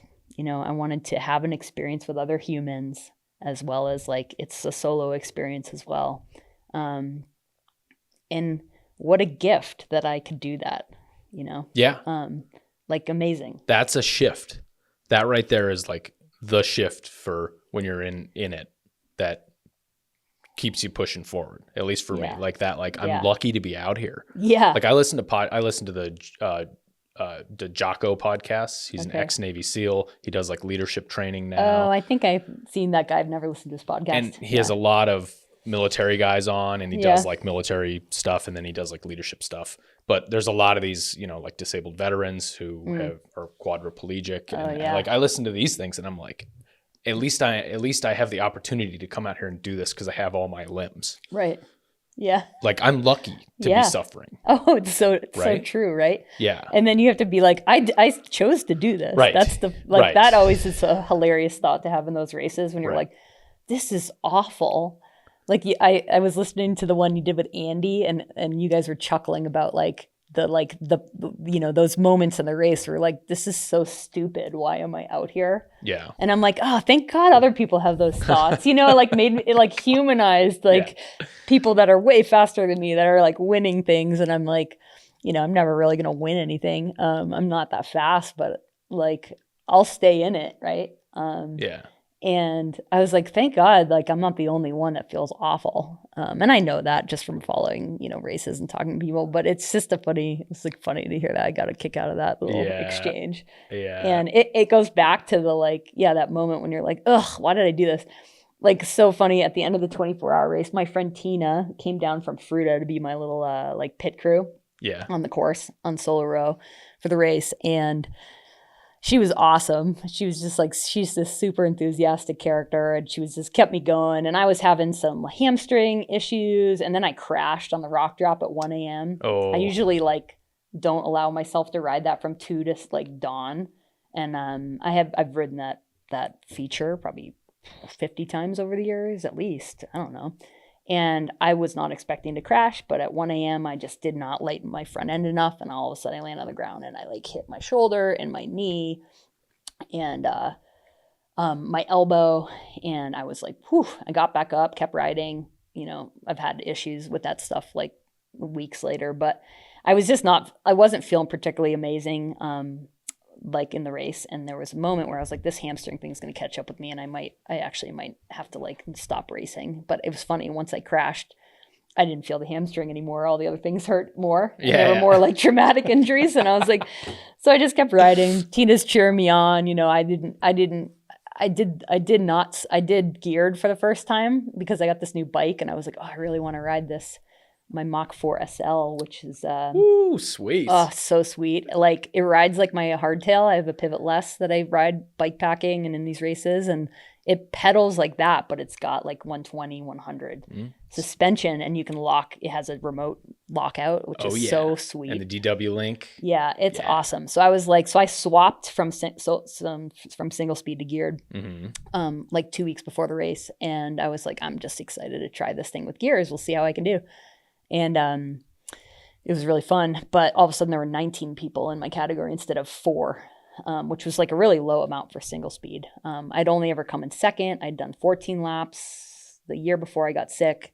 Came in second that year in solo single speed. And I was like, I looked at the list of people that were signed up. When you get to the event, you could sort of see their names. So I was like Strava stalking people. Yeah. And I'm like, oh, there's no fucking way I'm going to get on the podium. Like, these people are fast. The woman that won broke Kate Boyle's course record this year by like a few minutes. And I was like, holy crap. She lapped me like 3 times out there. And I'm like, I didn't want to know what place I was in. And it was like, I think it was like right before dawn, Tina, I come through on a lap, and she's like, you're in, what'd she say? You're in 7th place. And I'm like, crap. And I was like, usually I look at like midnight, and she's like, you're in 7th place. And I'm like, all right. And she goes, but I think you can get to 5th. Like, people are slowing down a little bit. And I was like, all right. So I did another lap, came in, it was like first like dawn, like light out again lap. She goes, you're in 5th. And I was like, oh, fuck. Now I have to try. Because like the Epic Rides podiums are 5 deep. Okay. And so I was like, I wanted to be on the podium, but I was like, right. And at this point you feel awful, and you're just like, on some races I'd been in like 3rd or 2nd or something back in the day, and and it was like there was such a gap that I didn't have to try, but I just had to keep pedaling, but I didn't have to really try. Yeah. So now I'm like, oh god, I got to try. Ugh. She goes, I think you can get into 4th. And so I did one more lap. I come back. She goes, you're in 4th, and I was like, oh god. She goes, but she's like, you're not going to catch the first 3. You're too far behind. And I was like, okay. And then I think I like sent her I had my earbud in. And I, on the next lap, I like Siri'd through my AirPods and like texted her. Yeah. And I'm like, how far behind is the 5th place person now? She's like 30 minutes. And I'm like, oh my God, that's a lot. Like 30 minutes is a lot. And I was like, oh, all I have to do is like not crash and not, not like get a mechanical and all that. So I was like, all right, just have to keep going, feed myself, drink, eat, all the things. So I ended up in 4th, which felt like a pretty big win based on the fact that it was a pretty competitive field of 19. Yeah. I think if I had stayed in solo, single speed, the woman that won did 15 laps. And I was like, I'm not sure I could have done 15 this year, but I would have gotten second because I did 14 geared. Yeah. Anyway, so I finished the race. I stop. I walk out of the tent. My back fully seizes up. Like, this is sort of happened. This is the second time that happened. I think I stopped drinking like the last lap. And so I was like probably way dehydrated. My muscles just like whatever. And then my body was like super sore from the crash still. And we went into the little like the tent and where the awards were. And I just found a chair and sat down and was like, oh my God, I feel so bad right now. Remember John Schilling was there. He came over and talked to me, and I was like just looking up at him like I can't even get up to like give you a hug. And I turned to Tina at one point and I just said, Tina, I wish she'd videotape this. I was like, I'm telling you this out loud. Next year when this race comes up, I don't want to sign up again. I do not want to ever have to do this again. Yeah. It's like, I'm done. I've done this too many times. I don't want to do it again, and she just laughs. And I remember really like believing that in the moment, Yeah. And I've said that to myself a couple times after that race before. Like, that's it. I don't have to do this again. I'm good. And then 6 months in, you're like, oh, maybe I should do that again.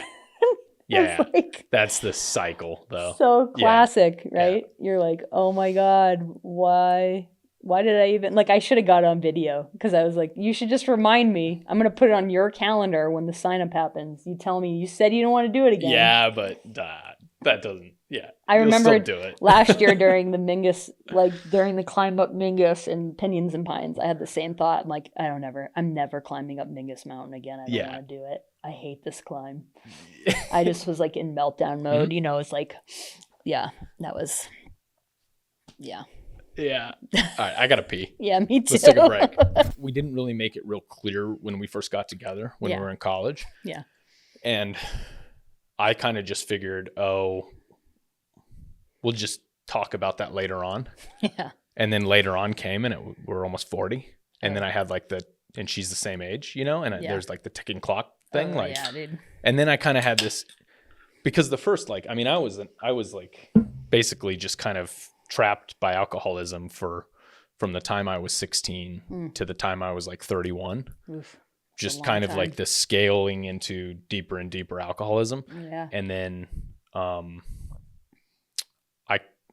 I had a couple moments where, it was with family members and I sobered up, and I was looking back and doing things that wasn't exactly, I wasn't proud of. I was having all these low points, you know?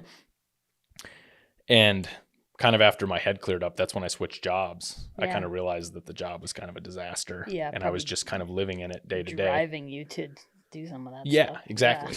Yeah, I was just in this loop. Yeah, you were numbing. Yep. Yeah. And when I cut the alcohol out, I lasted only a year at that job because I was like, there's something better. Yeah, good for you. And the fog lifted, and it took like a year for it to like really go away. And then I realized that it wasn't doing much for me. But then I went really, I got really introverted after that.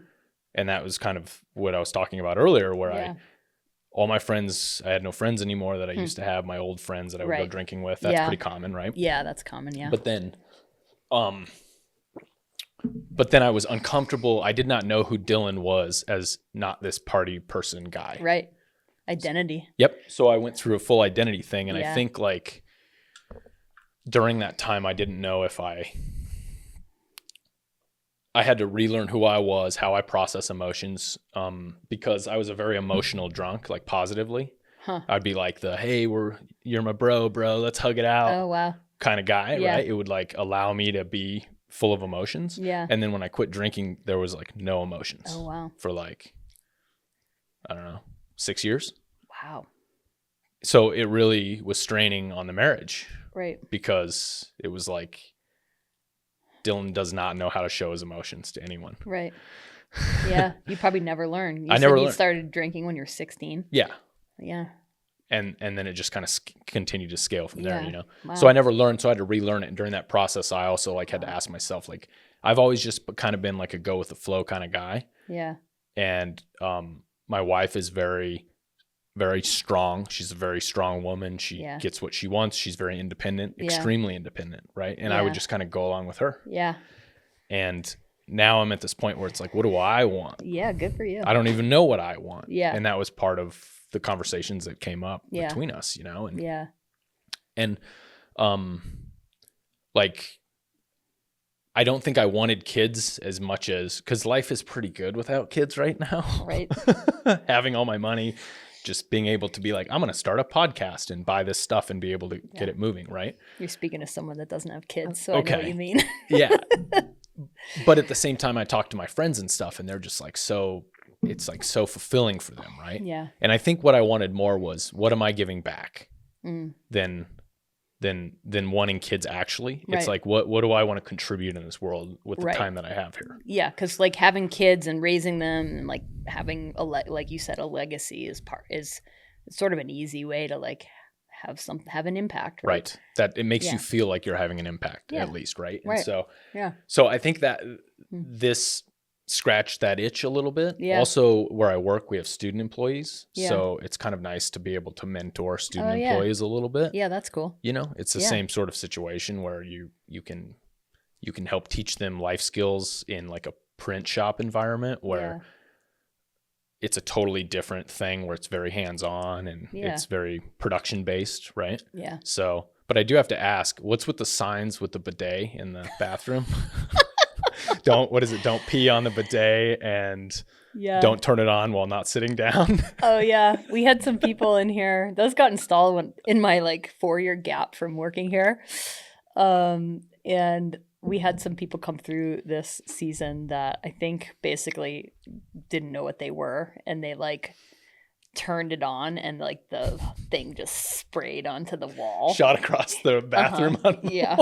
Like happened multiple times. And so one of the staff members here this year made those signs. And, that's funny. Yeah. That is the one like thing that I added to my life that I regret not adding 2 decades ago. Oh yeah. Yeah. Like that's now when I'm bikepacking, I'm like a savage out here with this toilet paper. Oh, dude. Like, I love bidets. Well, let me give you a little hot tip, because I just got back from this NOLS trip. Okay. My co-instructor taught the NOLS pooping class, but she taught the bidet method. I don't know if you've ever done it. No, but there's elaborate. A backcountry bidet. Okay. Basically, you like, dig a hole, LNT style, poop in the hole. I usually use sticks to wipe.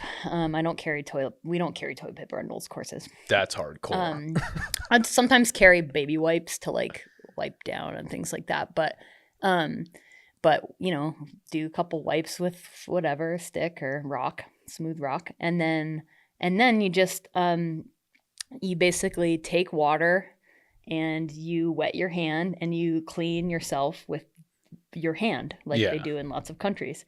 And then you, not using that hand, basically wash your hands multiple times. Yeah. So you can actually like clean. You can basically keep yourself pretty clean out there with it. Yeah. But I know people are like, I don't put poop on my hands. That's like a thing in this country, right? And you have to be really, you have to be really careful about, not touching anything with that hand after you've used it. Like, right. One of the methods that this co-instructor taught was like basically, you have your soap bottle like out and like open, and you end up drinking a bunch of water in your mouth. So then when you're done and you're starting to like, you need to do the first rinse, you can basically spit into your hand and start cleaning it. Wow. And then do the initial hand wash. And then you have more water, and you can just then like do multiple washes. Yeah, backcountry bidet. That. I know. Yeah, you didn't look like you got on board there. I thought you were gonna talk about like the thing you see on Amazon, where it's like a squirt bottle, sort of mobile squirt bottle deal. No, it's not as good. like my friend in Idaho, where I was living for the like month before I came down here because I lost my housing again up there. She got this, I don't know, $500 bidet toilet thing. And it has like a remote, and it's like, there's a temperature control on the water. you can like aim it in different. It was not like the ones in here. Yeah, these are pretty entry level. The seat is heated. Oh, yes. This, it was like winter in Idaho. Yeah. I was like, oh, it's like I just rode first class on a plane. Like I don't want to go back to coach, right? Like how am I ever going to poop on a toilet that doesn't have a bidet again? Right, this is amazing. Yeah. My first experience with a bidet was I was in Las Vegas for a bachelor party, and I went with my friend who's like kind of a foodie guy. We went to this fancy restaurant there, Momofuku, I think is what it's called. They only have 2 of them, one in New York and one in Vegas. So it's like a real like good restaurant, foodie go-to spot, right? And we went there for lunch because everybody was like hungover, except for me and him. Nice. And because I had quit drinking by that point. So we went there for like a lunch thing, and I went into the bathroom, and they had this bidet you speak of that has all the bells and whistles. It had like music and stuff and like LED lighting and mood lighting and everything. Wow. And I was like, I'm kind of, I don't know, maybe trashy, some people would call it in some places. Simple, maybe in other places. Yeah, dirtbag. Dirtbag, right? In other circles. And my friend is like he was like in his zone with his like foodie zone, you know, and he was like really loving it. And I like swing open the door and I'm like, Ryan, have you seen this thing? I'm like yelling across the restaurant to him, right? And he's like acting like he didn't know me. And I'm like, dude, it has lights and it plays music. And I was just, fucking with him, just to make him squirmy. I'm like, hey, Ryan, you're not paying attention to me. Oh, that's funny. I don't know this guy. Yeah. Yeah. And he was like totally avoiding me. And that's awesome. So then it took years, and then I got the bidet and I was like, what? Why did I wait that long? This is ridiculous. I know. So one of the best things about COVID, running out of toilet paper. Yeah, for sure. Yeah. Yeah. So I did want to ask you about your You have this thing on, right? Yeah, it's running. Okay. It got all that. Just checking you. Oh yeah, for sure. Yeah, thank you. We are recording. Okay. Thank you for, and the sound is good. Good. That makes me feel way better, actually. I figured. So you have this very strong leadership skill set. We were talking about it early on. Did you develop this through NOLS, or has this been something you've always been very interested in, leading other people and life coaching? It kind of like parlays into that a little bit. Yeah, that's a great question. I don't know. I guess sports probably was the entryway drug for the leadership for me. Like I ended up being captains on sports teams in high school, my club team, eventually in college. And then taking the NOLS like leadership, the semester, which like leadership was a thread throughout 3 months of this like educational experience. That really appealed to me, having like, I could relate having been in leadership positions, but at that point I hadn't really been in any like work roles with like where I was like in charge or supervising people. Mm-hmm. So that sort of then came on as I started working for NOLS, more so probably in the in-town space. Like I was eventually worked my way up to having like staff that I supervised, had to write evaluations for, and then I was the director here, more leadership roles. But I think NOLS definitely was probably where I got more like mindful education of leadership. I think, like leadership can be learned, and I think people either think I'm a leader or I'm not. People that are in designated leadership roles, which are like bosses and whatever, like some people suck at those roles, right? Like just because you get put in that job doesn't mean you're good at it. I've seen many times the wrong person gets put, and it's tragic. Yeah, it's tragic, and it's really hard. Because they don't want to be there usually. Yeah. Sometimes they just do it because it's more money. They're failing up, or it's more money. Yeah, or they get promoted and they don't want to. A lot of people like are striving for that, and they're but you obviously it doesn't necessarily, just because you're in a designated leadership role doesn't mean you're good at it. So, and a lot of people think, oh, I'm not a natural leader, I can never learn it, and that's not true. I think there are a lot of things about leadership that can be learned, and that's like one of the basis of NOLS and why the school started, was like teaching people how to be a good leader. One of the cool things about the NOLS leadership model, and everyone, there's lots of people out there teaching leadership, but like there are different leadership roles. So like everyone thinks of what's a leader, and it's like the person in charge, right? And that's a designated leader. And then in the NOLS model, there's active follower, which basically means like you can be a leader by being a good follower. And this is thinking if you're like in a group setting where you're, you know, like maybe it's a work team or it's a family unit or it's a sports team or whatever. But you can be you can show leadership by being a supportive follower and getting on board or like seeing things that needs to be done to support the leader's vision, things like that. That's leadership as well. You can be you can show leadership by being a peer leader. So a lot of times when there's a group and there's no one in charge, you're all peers at the same sort of level. Often like this shows up when you're on a trip and there's no like person that planned the trip and you're just a bunch of friends. But you can be a leader, like you can show leadership in a peer setting, again, mostly by supporting people and getting on board with the group's vision, or by, you know, maybe you take a leadership role for that day, but by being a group without a designated leader. And then you can also show leadership by being a good self-leader. So self-leadership, which is basically like taking responsibility for your own actions, like trying to improve, like showing growth, showing up for yourself and for others. So there's a lot of different ways that leadership appears. And again, I think a lot of people think about leadership in like the person that's out front with the loudest voice.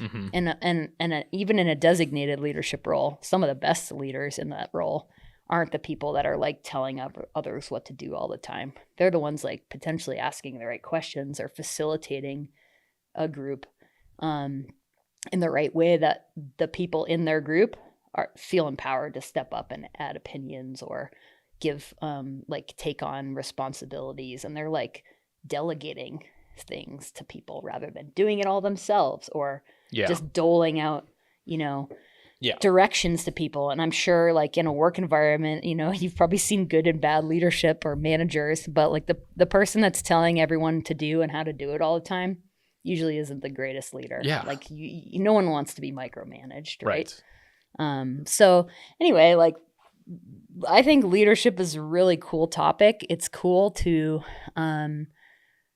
it's neat to be able to teach it and have real life experiences to do that. Like it's really, you know, teaching leadership in a classroom setting, like in a university where you're just sitting in a room and someone's talking at you and you're sharing examples, is really different from teaching leadership when like you're out in the backcountry and a storm comes in and you get to camp and someone's injured and there wasn't water at camp where you thought you were going to be, and you're having to like figure out how to take care of people, keep everyone safe, manage like all the logistics and keep everyone fed and warm and dry, and, you know, make decisions. And, you know, we put students in those like designated leader roles, obviously with help from instructors to support them when like risk management comes into play.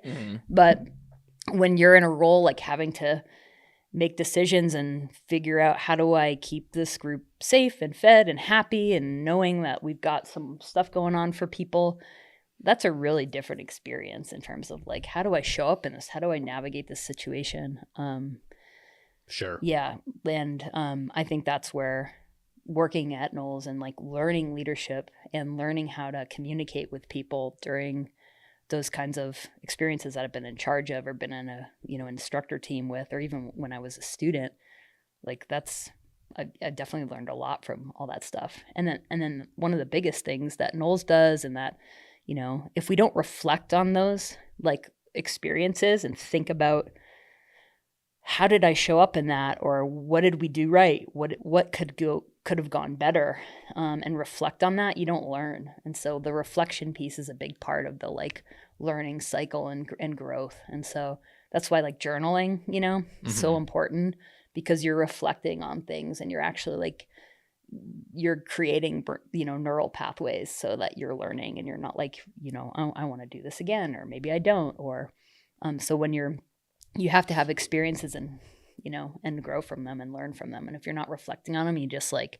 blindly go through it without really thinking about it. it's like not as much. So I think that's one of the ways like outdoor education's really been cool, because there's a lot of talking about it and reflecting on it and then going out there and doing it again the next day. Yeah. Which is neat. Yeah. Yeah. I think there's definitely people who don't want to lead, and they just want to kind of, they get satisfaction from being given a plan by a good leader and executing that plan for the leader. There's a natural dynamic that happens there with people, right? Yeah. Like, I don't know if everybody can be a good leader. I think there are certain people that gravitate. You could probably learn some skills and get by. There's two different kinds of people. There's the people who could learn the skills, like the book, the stuff on paper about leadership, emotional intelligence, and like, but maybe they're not a natural born leader. Right. And they can get by in that space. And then there's the people who they don't have all the book smarts of leadership, but they're a natural leader and they can kind of get away with it on their own. Right. Like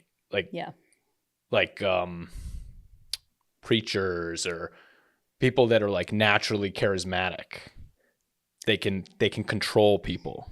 Now that may not necessarily be leadership. That might be like not true leadership, influence. Right? They can influence people, Yep. right? And people have a tendency there are groups of people that have a tendency to want to follow those people for some reason. Yeah. This phenomenon, right? It just happens. Yeah. Like there's a charismatic leader and people just follow them. Yeah. And sometimes we look at them and say, I don't understand why those people are following those people, but they still are. Yes. Right? Yeah. So that's an interesting thing, and then if you couple like a good leader with the book smarts, you have like this really, really impactful person. Right. If they have like they sort of understand what leadership's all about, and they have the emotional like intelligence to sort of like connect with people and also like the communication skills to like deliver what they're looking for, facilitate decision-making processes, and then get people on board. Right. Right. And you're talking about designated leader in all of those situations. So just again, remember, like leadership isn't always the person out in front influencing everyone, right? Right. And so you at one point mentioned like, there's this person that could be really good and they just want to sit back and like support what that person does. That's great active followership. Those people they're showing leadership qualities by being able to get on board with a designated leader's plan and support that. And sometimes they may do that even though they don't actually believe in all parts and pieces of that plan. Right. And so I think it's really cool to like understand that like I don't have to be the one up front to like be a good leader in this world, right? Like as someone, when you're in a job and you're not the manager and your boss gives you, like a new project to work on, and you get on board and you dive in and you're like, throwing out some ideas and trying to make it better, like that's leadership, right? Yeah. You're like being a good active follower of this person's plan that you didn't potentially have any say in. Isn't that called managing up too a little bit? Yeah, I think I've heard that term. Yeah. Right. Yeah, totally. That's big in my organization I work at. Is this kind of ties into agency, which is the next thing I wanted to ask about. But managing up is you taking control of a situation that you may feel out of control in, and saying, well, here's what I'm going to try to do to influence my leadership up and down.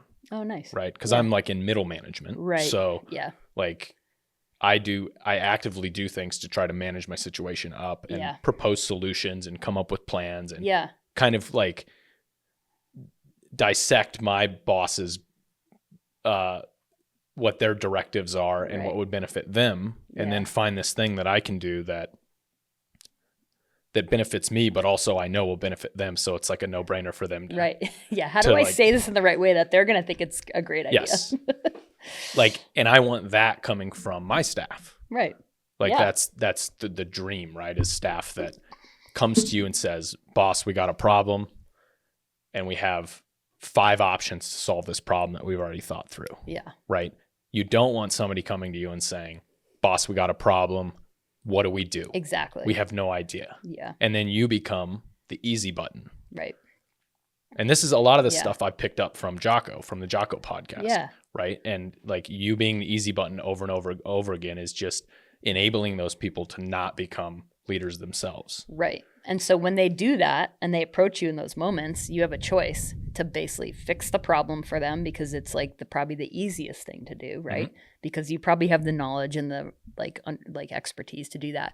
Or if you're a good leader, potentially, and maybe the situation might call for that depending on what the situation is, but you can also choose to offer, like, I would love to have your input on this. Let's brainstorm like 5 options, that we might be able to solve this with, where you're not just taking the problem because they came to you with it mm-hmm. and like fixing it.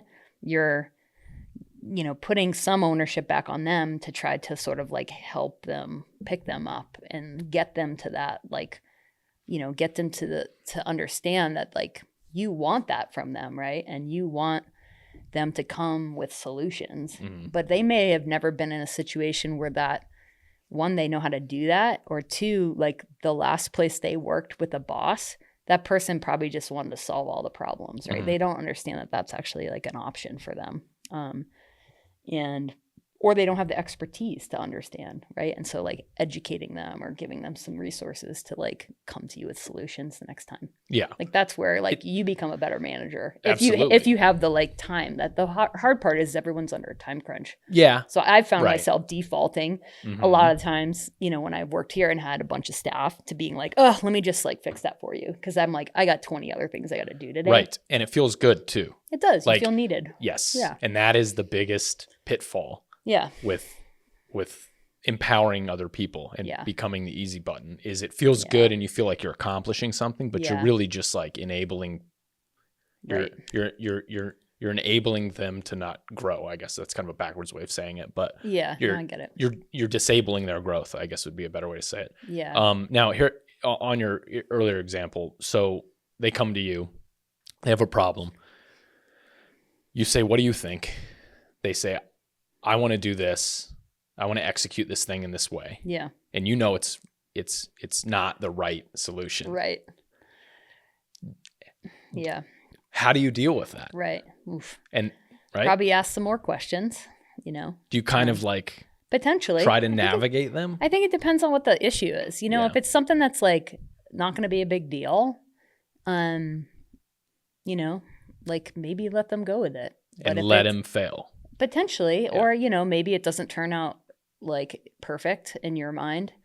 I think, having had some, like having perfectionism qualities myself, at times when I've noticed myself like micromanaging or shutting down other people's ideas that I supervise, it's because I'm like, oh, tried that, like not going to work, and I want it to be perfect. Right. And like, I think like, I have to remind myself, like, we're going for like B plus work here, or B minus work, like you have to like, you have to lower the bar a little bit because it doesn't always have to be perfect. If it's some kind of, again, if it's the print shop and it's money, or you're like stressed about finances or something or whatever, like maybe it needs to be higher quality. But it's hard because you don't want to shut people down. But I think just like, that's where like having really good rapport and like building trust with your staff comes into play, because then you can sit down and be like, okay, like that's an idea. Let me tell you the things about that give me some pause. And I'm just going to share what I'm seeing. And then I want you to tell me what you think about those things. And without being like, that's not going to work, because that will just shut someone right down. Oh, yeah. And then they're never going to want to bring an idea because they feel awful. Right. Like they suggest something and then you just tell them no. Yeah. Yeah, that's like a worst thing. No, worst thing ever. It feels so bad from that side of things. So I think it's like, maybe you gently lead someone somewhere, but, I'd been at this place long enough where, new staff had come in and we had tried something, a decade ago, and someone would be like, we should do this. And I would often be like, oh God, we tried that like 10 years ago. And I'm like, oh God, I'm the old person now. Right. It's like having to hold back my, not going to work, like default mode, and trying to told you so. Yeah, exactly. Navigate those situations. Those are hard. It's but hard. Sometimes they're right. Yeah, because you're wrong. Because it's a different climate, something right? has changed. Something's changed, yes. Totally. And that's the thing. You have to sort of like allow those people to have ideas, and and try them out to a point. The other thing was another class we sort of taught on the course I was just on was like decision-making styles, right? And like there's different ways of making decisions, and basically there's like the leader decides, like the person that's in charge decides, or you can come to like consensus, and there's different consensus decision-making styles, which is like the leader almost decides but then asks for input, or then like the leader doesn't have a clue and asks for input and then decides from that. There's like voting, and then there's like there's basically, or not, consultative, not consensus. Those are the like ones where the leader asks, and then there's consensus, which is like everyone has to get on board with the decision. So that one takes the longest, like but that's jury. The most input, exactly, like a jury, right? And then the shortest time span is leader decides. You know, and in a backcountry setting, we talk a lot about how, like in a risk management situation, often as a leader, you're defaulting to like, what's the quickest? I'm coming to this decision on my own. Maybe you're like conferring with your co-instructor, like during a lightning storm. I'm like, should we do this? Should we do this? And like, you're deciding really fast. But often, you know, to get more opinions heard and to like go into the processes with your staff of like, let's figure out how we're going to make this decision. Am I the decider, or are we going to come to a consensus? So it's really clear on the front end, because that can help. Because if it's not clear and you give those people ownership over like giving input, and then they get on board with something, but then you just decide something different, that can like shut people down pretty fast, right? Yeah. So understanding like how the decision's going to be made can be a cool way to like vocalize the process, and then it also can help you become a better like designated leader, because everyone's really clear on the expectations about how we're going to move forward. Because if you don't have that clarity, it can get all muddled. Yeah, right? Definitely. Yeah, it's so interesting. Yeah, it's so cool. Yeah, like super you get cool. to experiment with all these different methods, and it is cool. And you have real world examples. Like we taught the decision making styles class. The instructor and I went and scouted a way down into this canyon that we thought was going to go. We had camped at this spot. We had gotten to this place where we thought we were going to be able to get into this canyon system, which was like, you know, a couple 100 feet down. And these canyons have high walls, so there's only places where it breaks down where you can get in. And we got to this point. We set up camp. We got there, and we couldn't.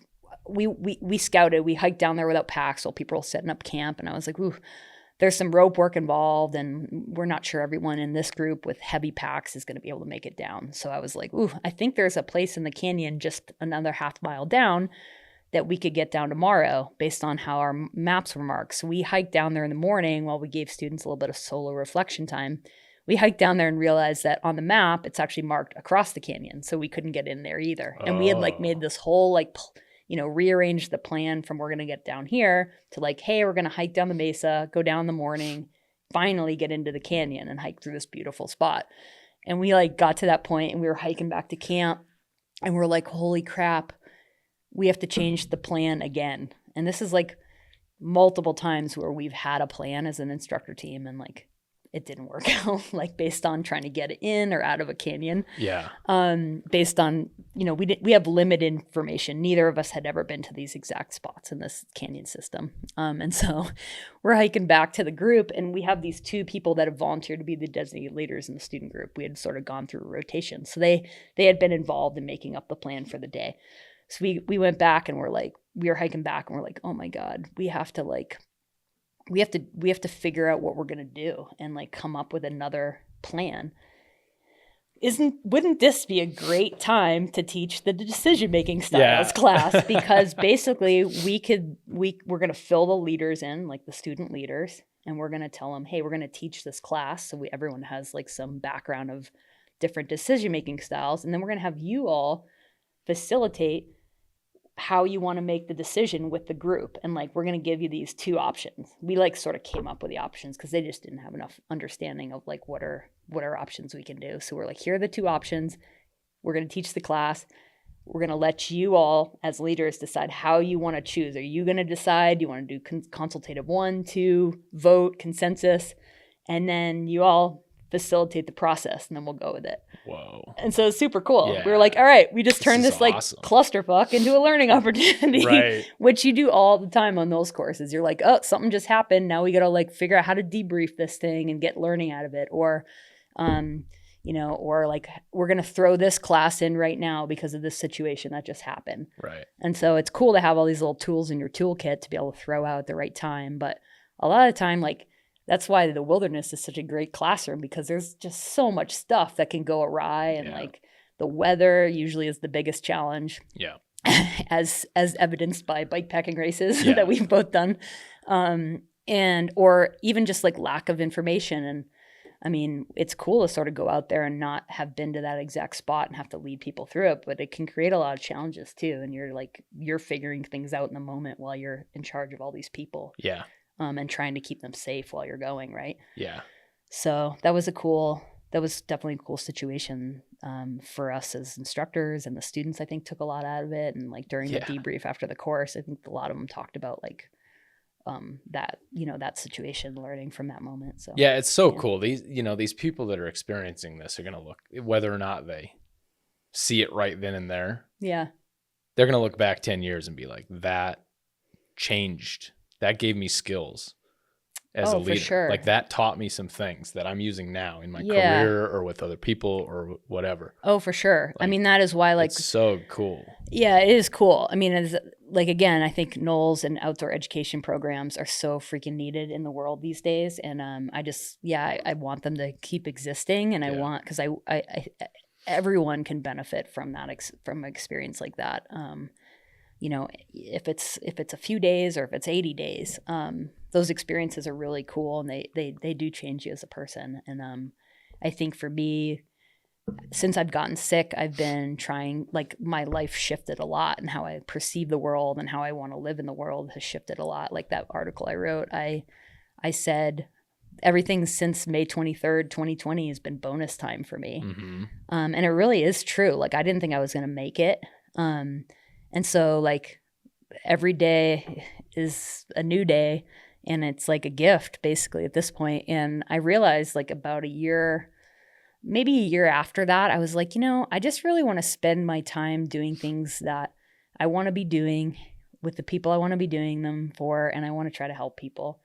And so I have tried to redesign my life in a way that gives me some time freedom, so I can go out and connect with, like, the nature and take on some adventures in my own life, as well as what am I doing with my time each day, and how is that contributing to the world? How's that helping people?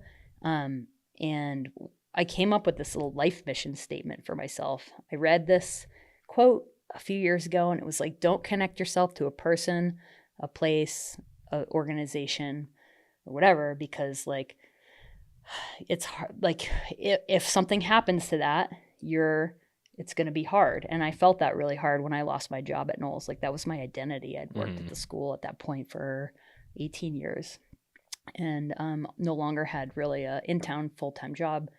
And I was like, whew.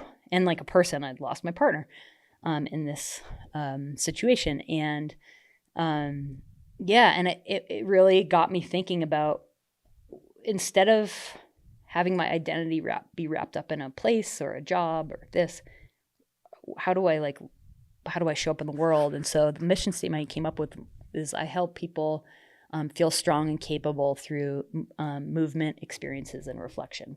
And that sort of captured all the things I really wanted to do.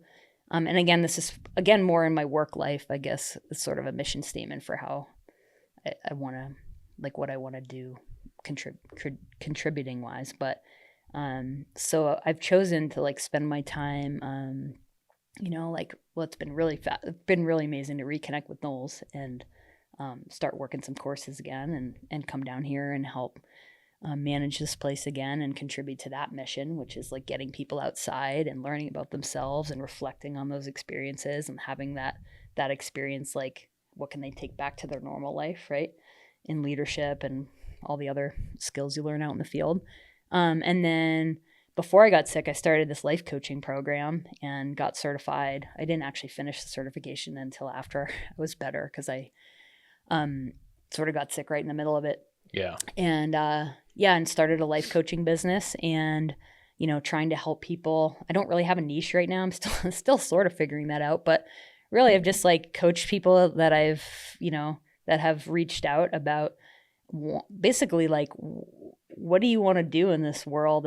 And if you have this goal, but you're not doing it and you're stuck, how do we get you past that? And maybe it's, you just need accountability, or maybe there's a barrier in the way, and how do we like work you past that?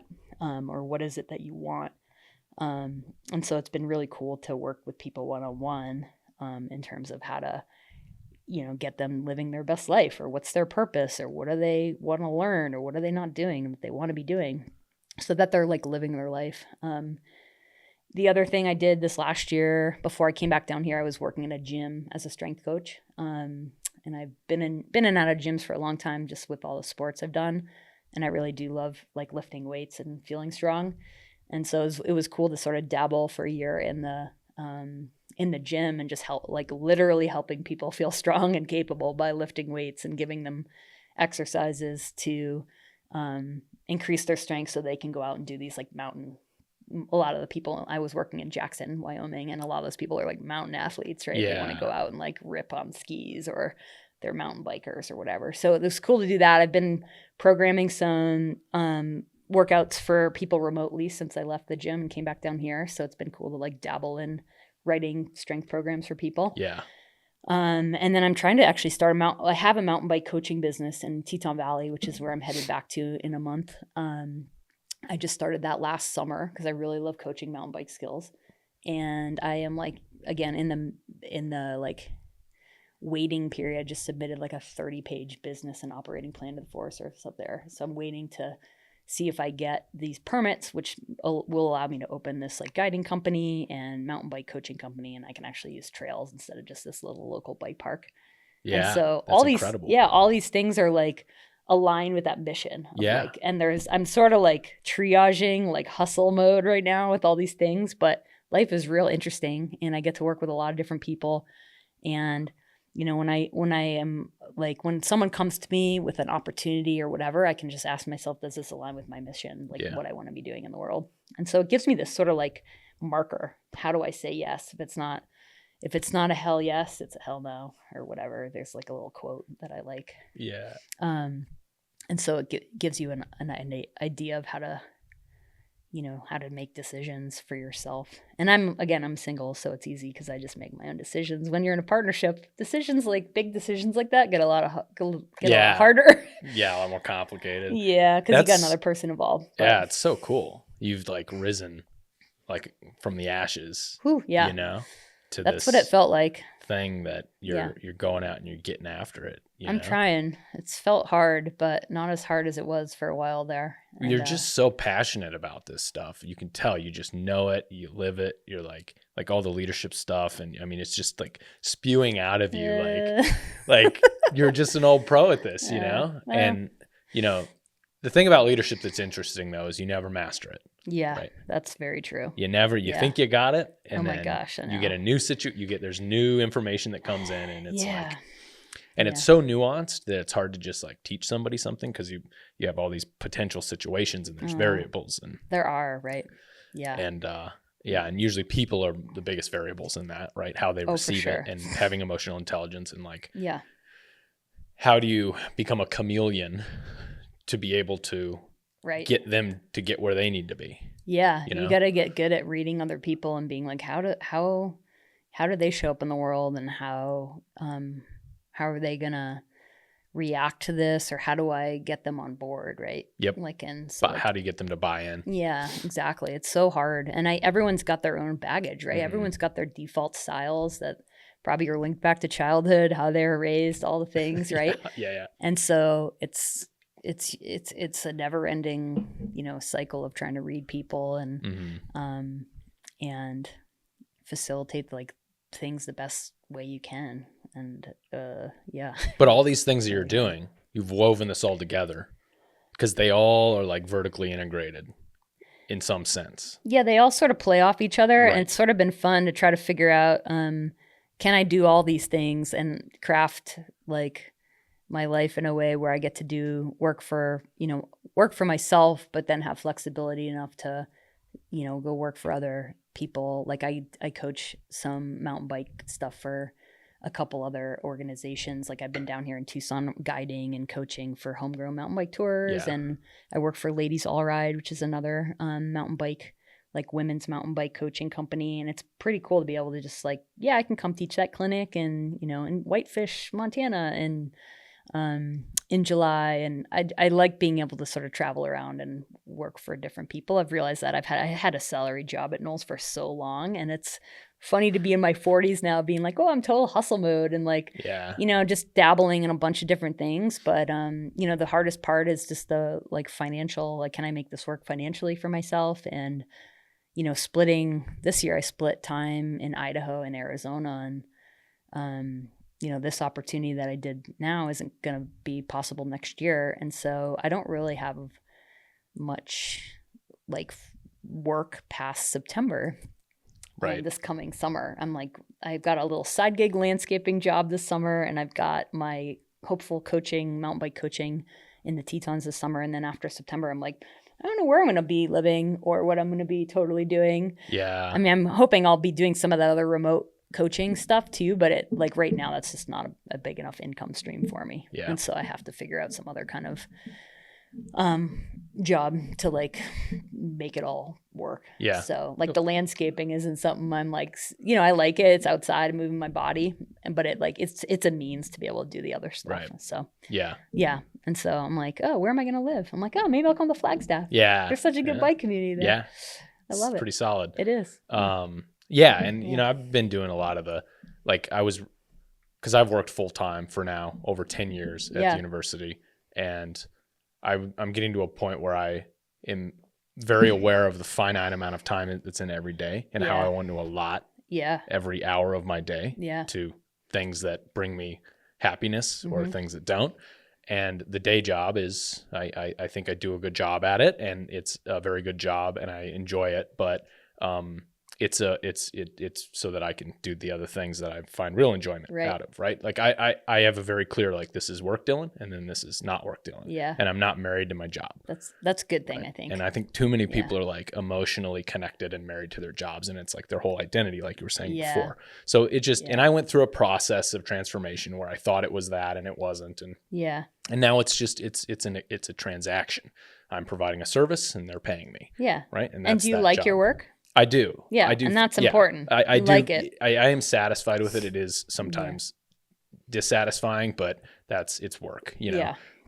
So then I'm trying to figure out how to like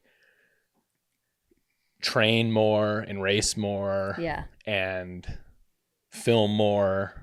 And so like the tent idea was like, I could travel to races. Yeah. Cause before it was like, I'm spending 3 days editing these videos in like a dark edit bay, like putting these videos together. Yeah. With the podcast, it's like I can go to an event and then interview somebody while I'm there and create content, but also like participate in the event. Oh yeah, that's a great idea. And so I can travel and see people. Yeah. And so, but I had to like really sit down and think, how am I going to like, get all these goals that I want to all accomplish with less time. Right. That I don't have enough time to do them all. So how can I just like incorporate them all? Right. Yeah, that's cool. I like that. Yeah. But it's this thing I think that happens where once you become aware of that in your life, you're like, how do I recalibrate this every day? What's important? To put the things that are important, because it's gone, Yeah. And we're not promised anything, right? We're not promised tomorrow. We're not promised next month. And so I think it's really easy to keep thinking that. And I've fallen back into that mode as well as I've gotten healthier and healthier, farther away from that.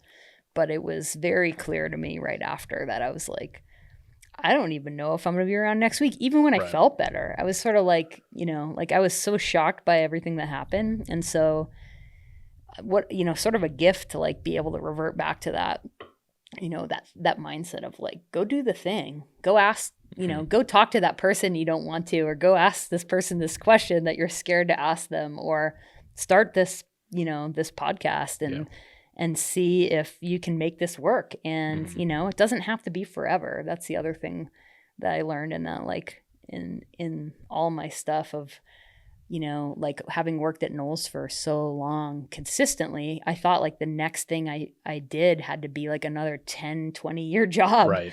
And it was really like interesting to just have this mindset of like, you know what, like it doesn't. I can just try this out. And if I don't like it, I can go do something else. Right. And that's been really freeing. And so, you know, I've been definitely jumping around a lot in the last 4 years, but it's been interesting to try stuff on and, you know, like, do I like working at a gym, or how's this life coaching thing? Like, what do I like about these things? And just go for it. Like, I never thought I'd be someone that could do a bike pack race. I didn't think I'd be someone that owned a mountain bike coaching company.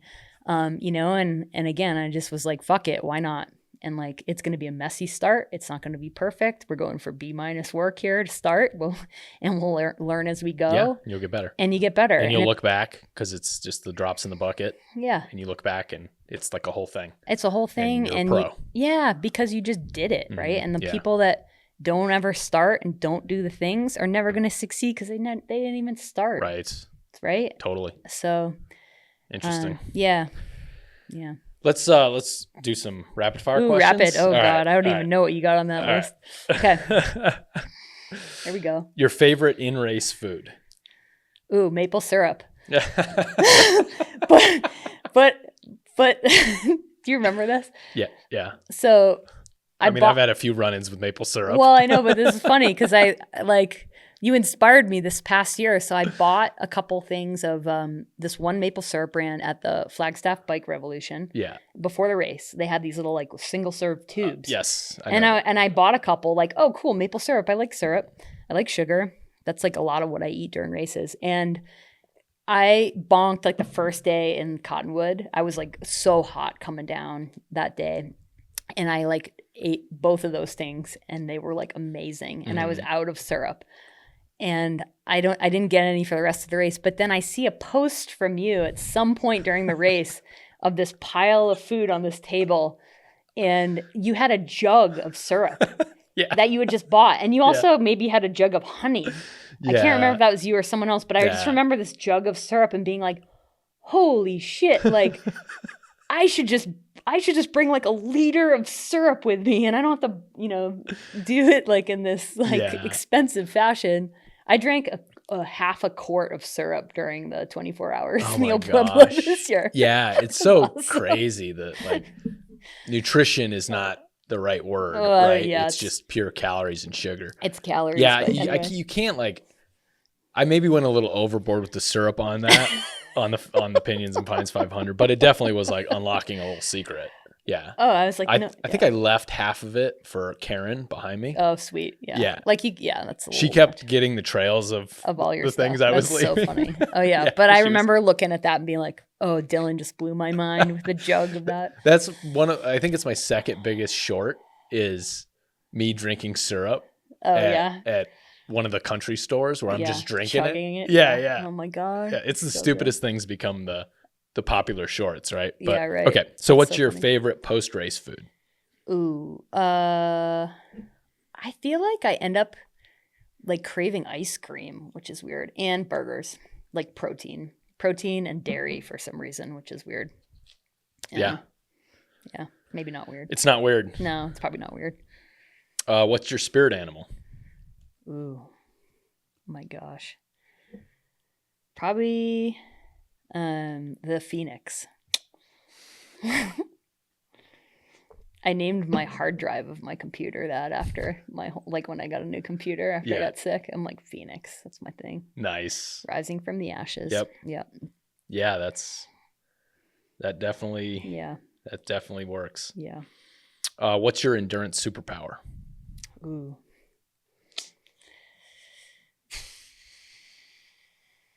Gosh, it's funny. I was going to say not giving up because I was like 3 for 3 on my first 3 races. And then I tried to do smoke and fire this past September and I shoved it in between a couple of other things and didn't finish. And my bike, I was on someone else's bike because I found a hole in my carbon frame like the week prior. So I didn't finish that one. Oof. So I felt awful the whole time. It was not good. But I feel like I have a pretty good suffer. I can suffer a lot. And I think again, it's from like the history of the story that I told you, but I think that comes in handy a lot when you don't feel super well, and you're just like, this isn't that bad. Yeah. So, yeah.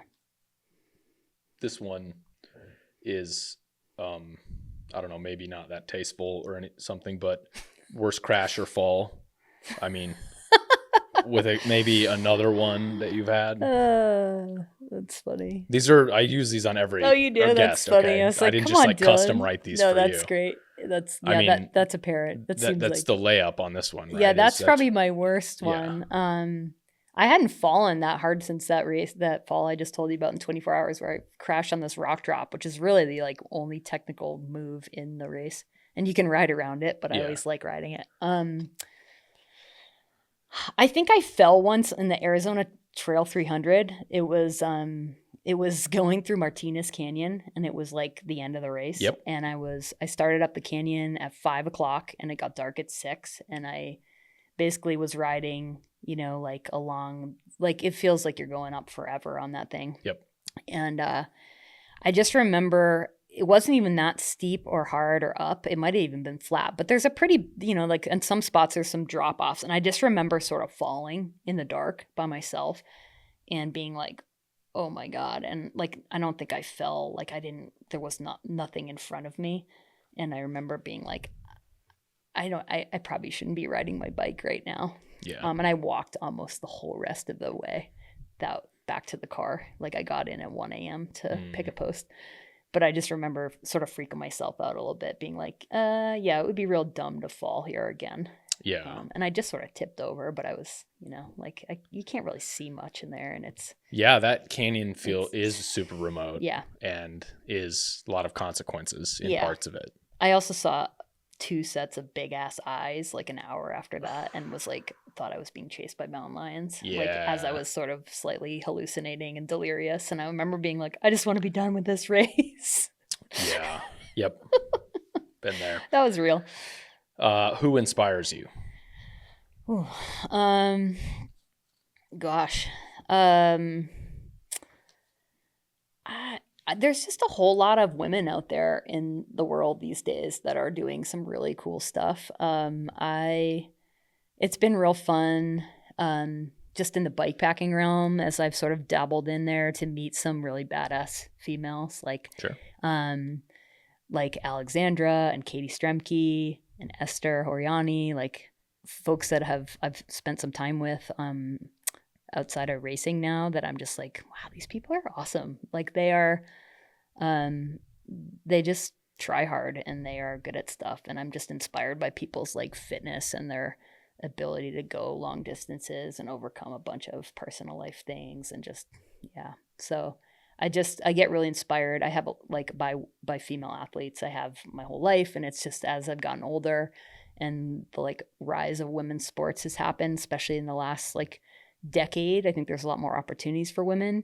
It has been really cool to just see like all these women sort of flourish in like endurance sports and like soccer, what we were talking about, and like women's basketball, just sort of like watching the like women's tournament and how they like outsold the men. Yeah, I heard that. I didn't know much about that. So cool. Yeah. I was watching the Iowa, the semifinal game, and it cut to halftime, and there were, I watch a lot of, I'm sort of a big sports fan. I grew up in Boston, so I've watched a lot of like NFL broadcasts and things like that. And it was like, usually they cut to halftime and it's like 6 dudes in a panel, like talking heads at halftime. Like it was 6 women behind this desk, all like former basketball players talking about the game. And I just remember like totally double taking and being like, oh my God, like that is so not normal and awesome. Yeah. And like, what a moment, like this hugely national televised game and the whole broadcast booth is women. Yeah. I was just like, it was like a moment where I was like, this is like, things are changing. This is cool. So I'm definitely inspired by women doing cool stuff these days. Yeah. Yeah. What's your favorite podcast?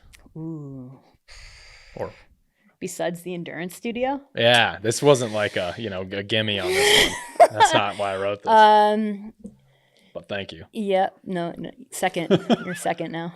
I listen to the Huberman Lab a bunch. Yep. I'm sort of a science nerd. Love it. But I do love me some good, like, like science data driven, like health advice. And I don't know. I mean, those can get really in depth, and I'm not sure everything out there that he's saying is maybe like 100% true. Who knows? There's lots of like science in the world, but I feel like I've learned a lot of stuff listening to that recently, and changed some, patterns in my life in terms of like getting sunlight in my eyes in the morning, stuff like that feel like really useful, and trying to like do a better job of sleeping.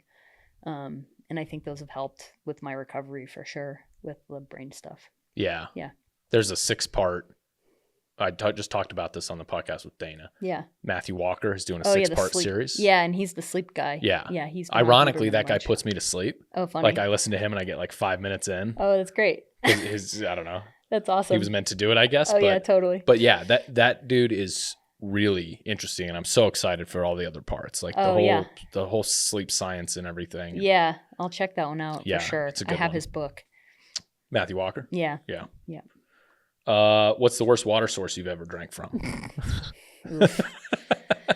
I mean, after the field bidet story. I know. Really impressed you with that one, didn't I?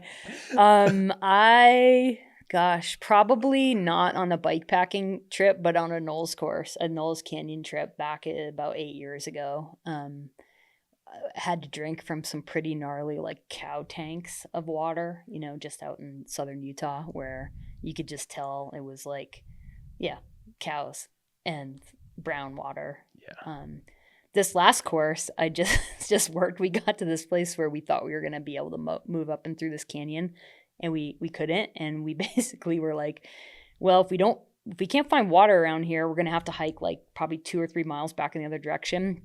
But we had seen some seeps and stuff like that in the rock, and we ended up digging in the sand for water. So we just started digging with our trowels. Wow. And as we dug a big hole, water started just filling back up the hole, like up, like a big, like we basically created a pothole in the sand. Yeah. It was like chocolate milk water. Yeah. Because we were just digging furiously. So it was all brown and stuff. But so we filled our drums up. We were all like, hooray, we're saved. We don't have to like go anywhere tonight. We could just camp here. We have water.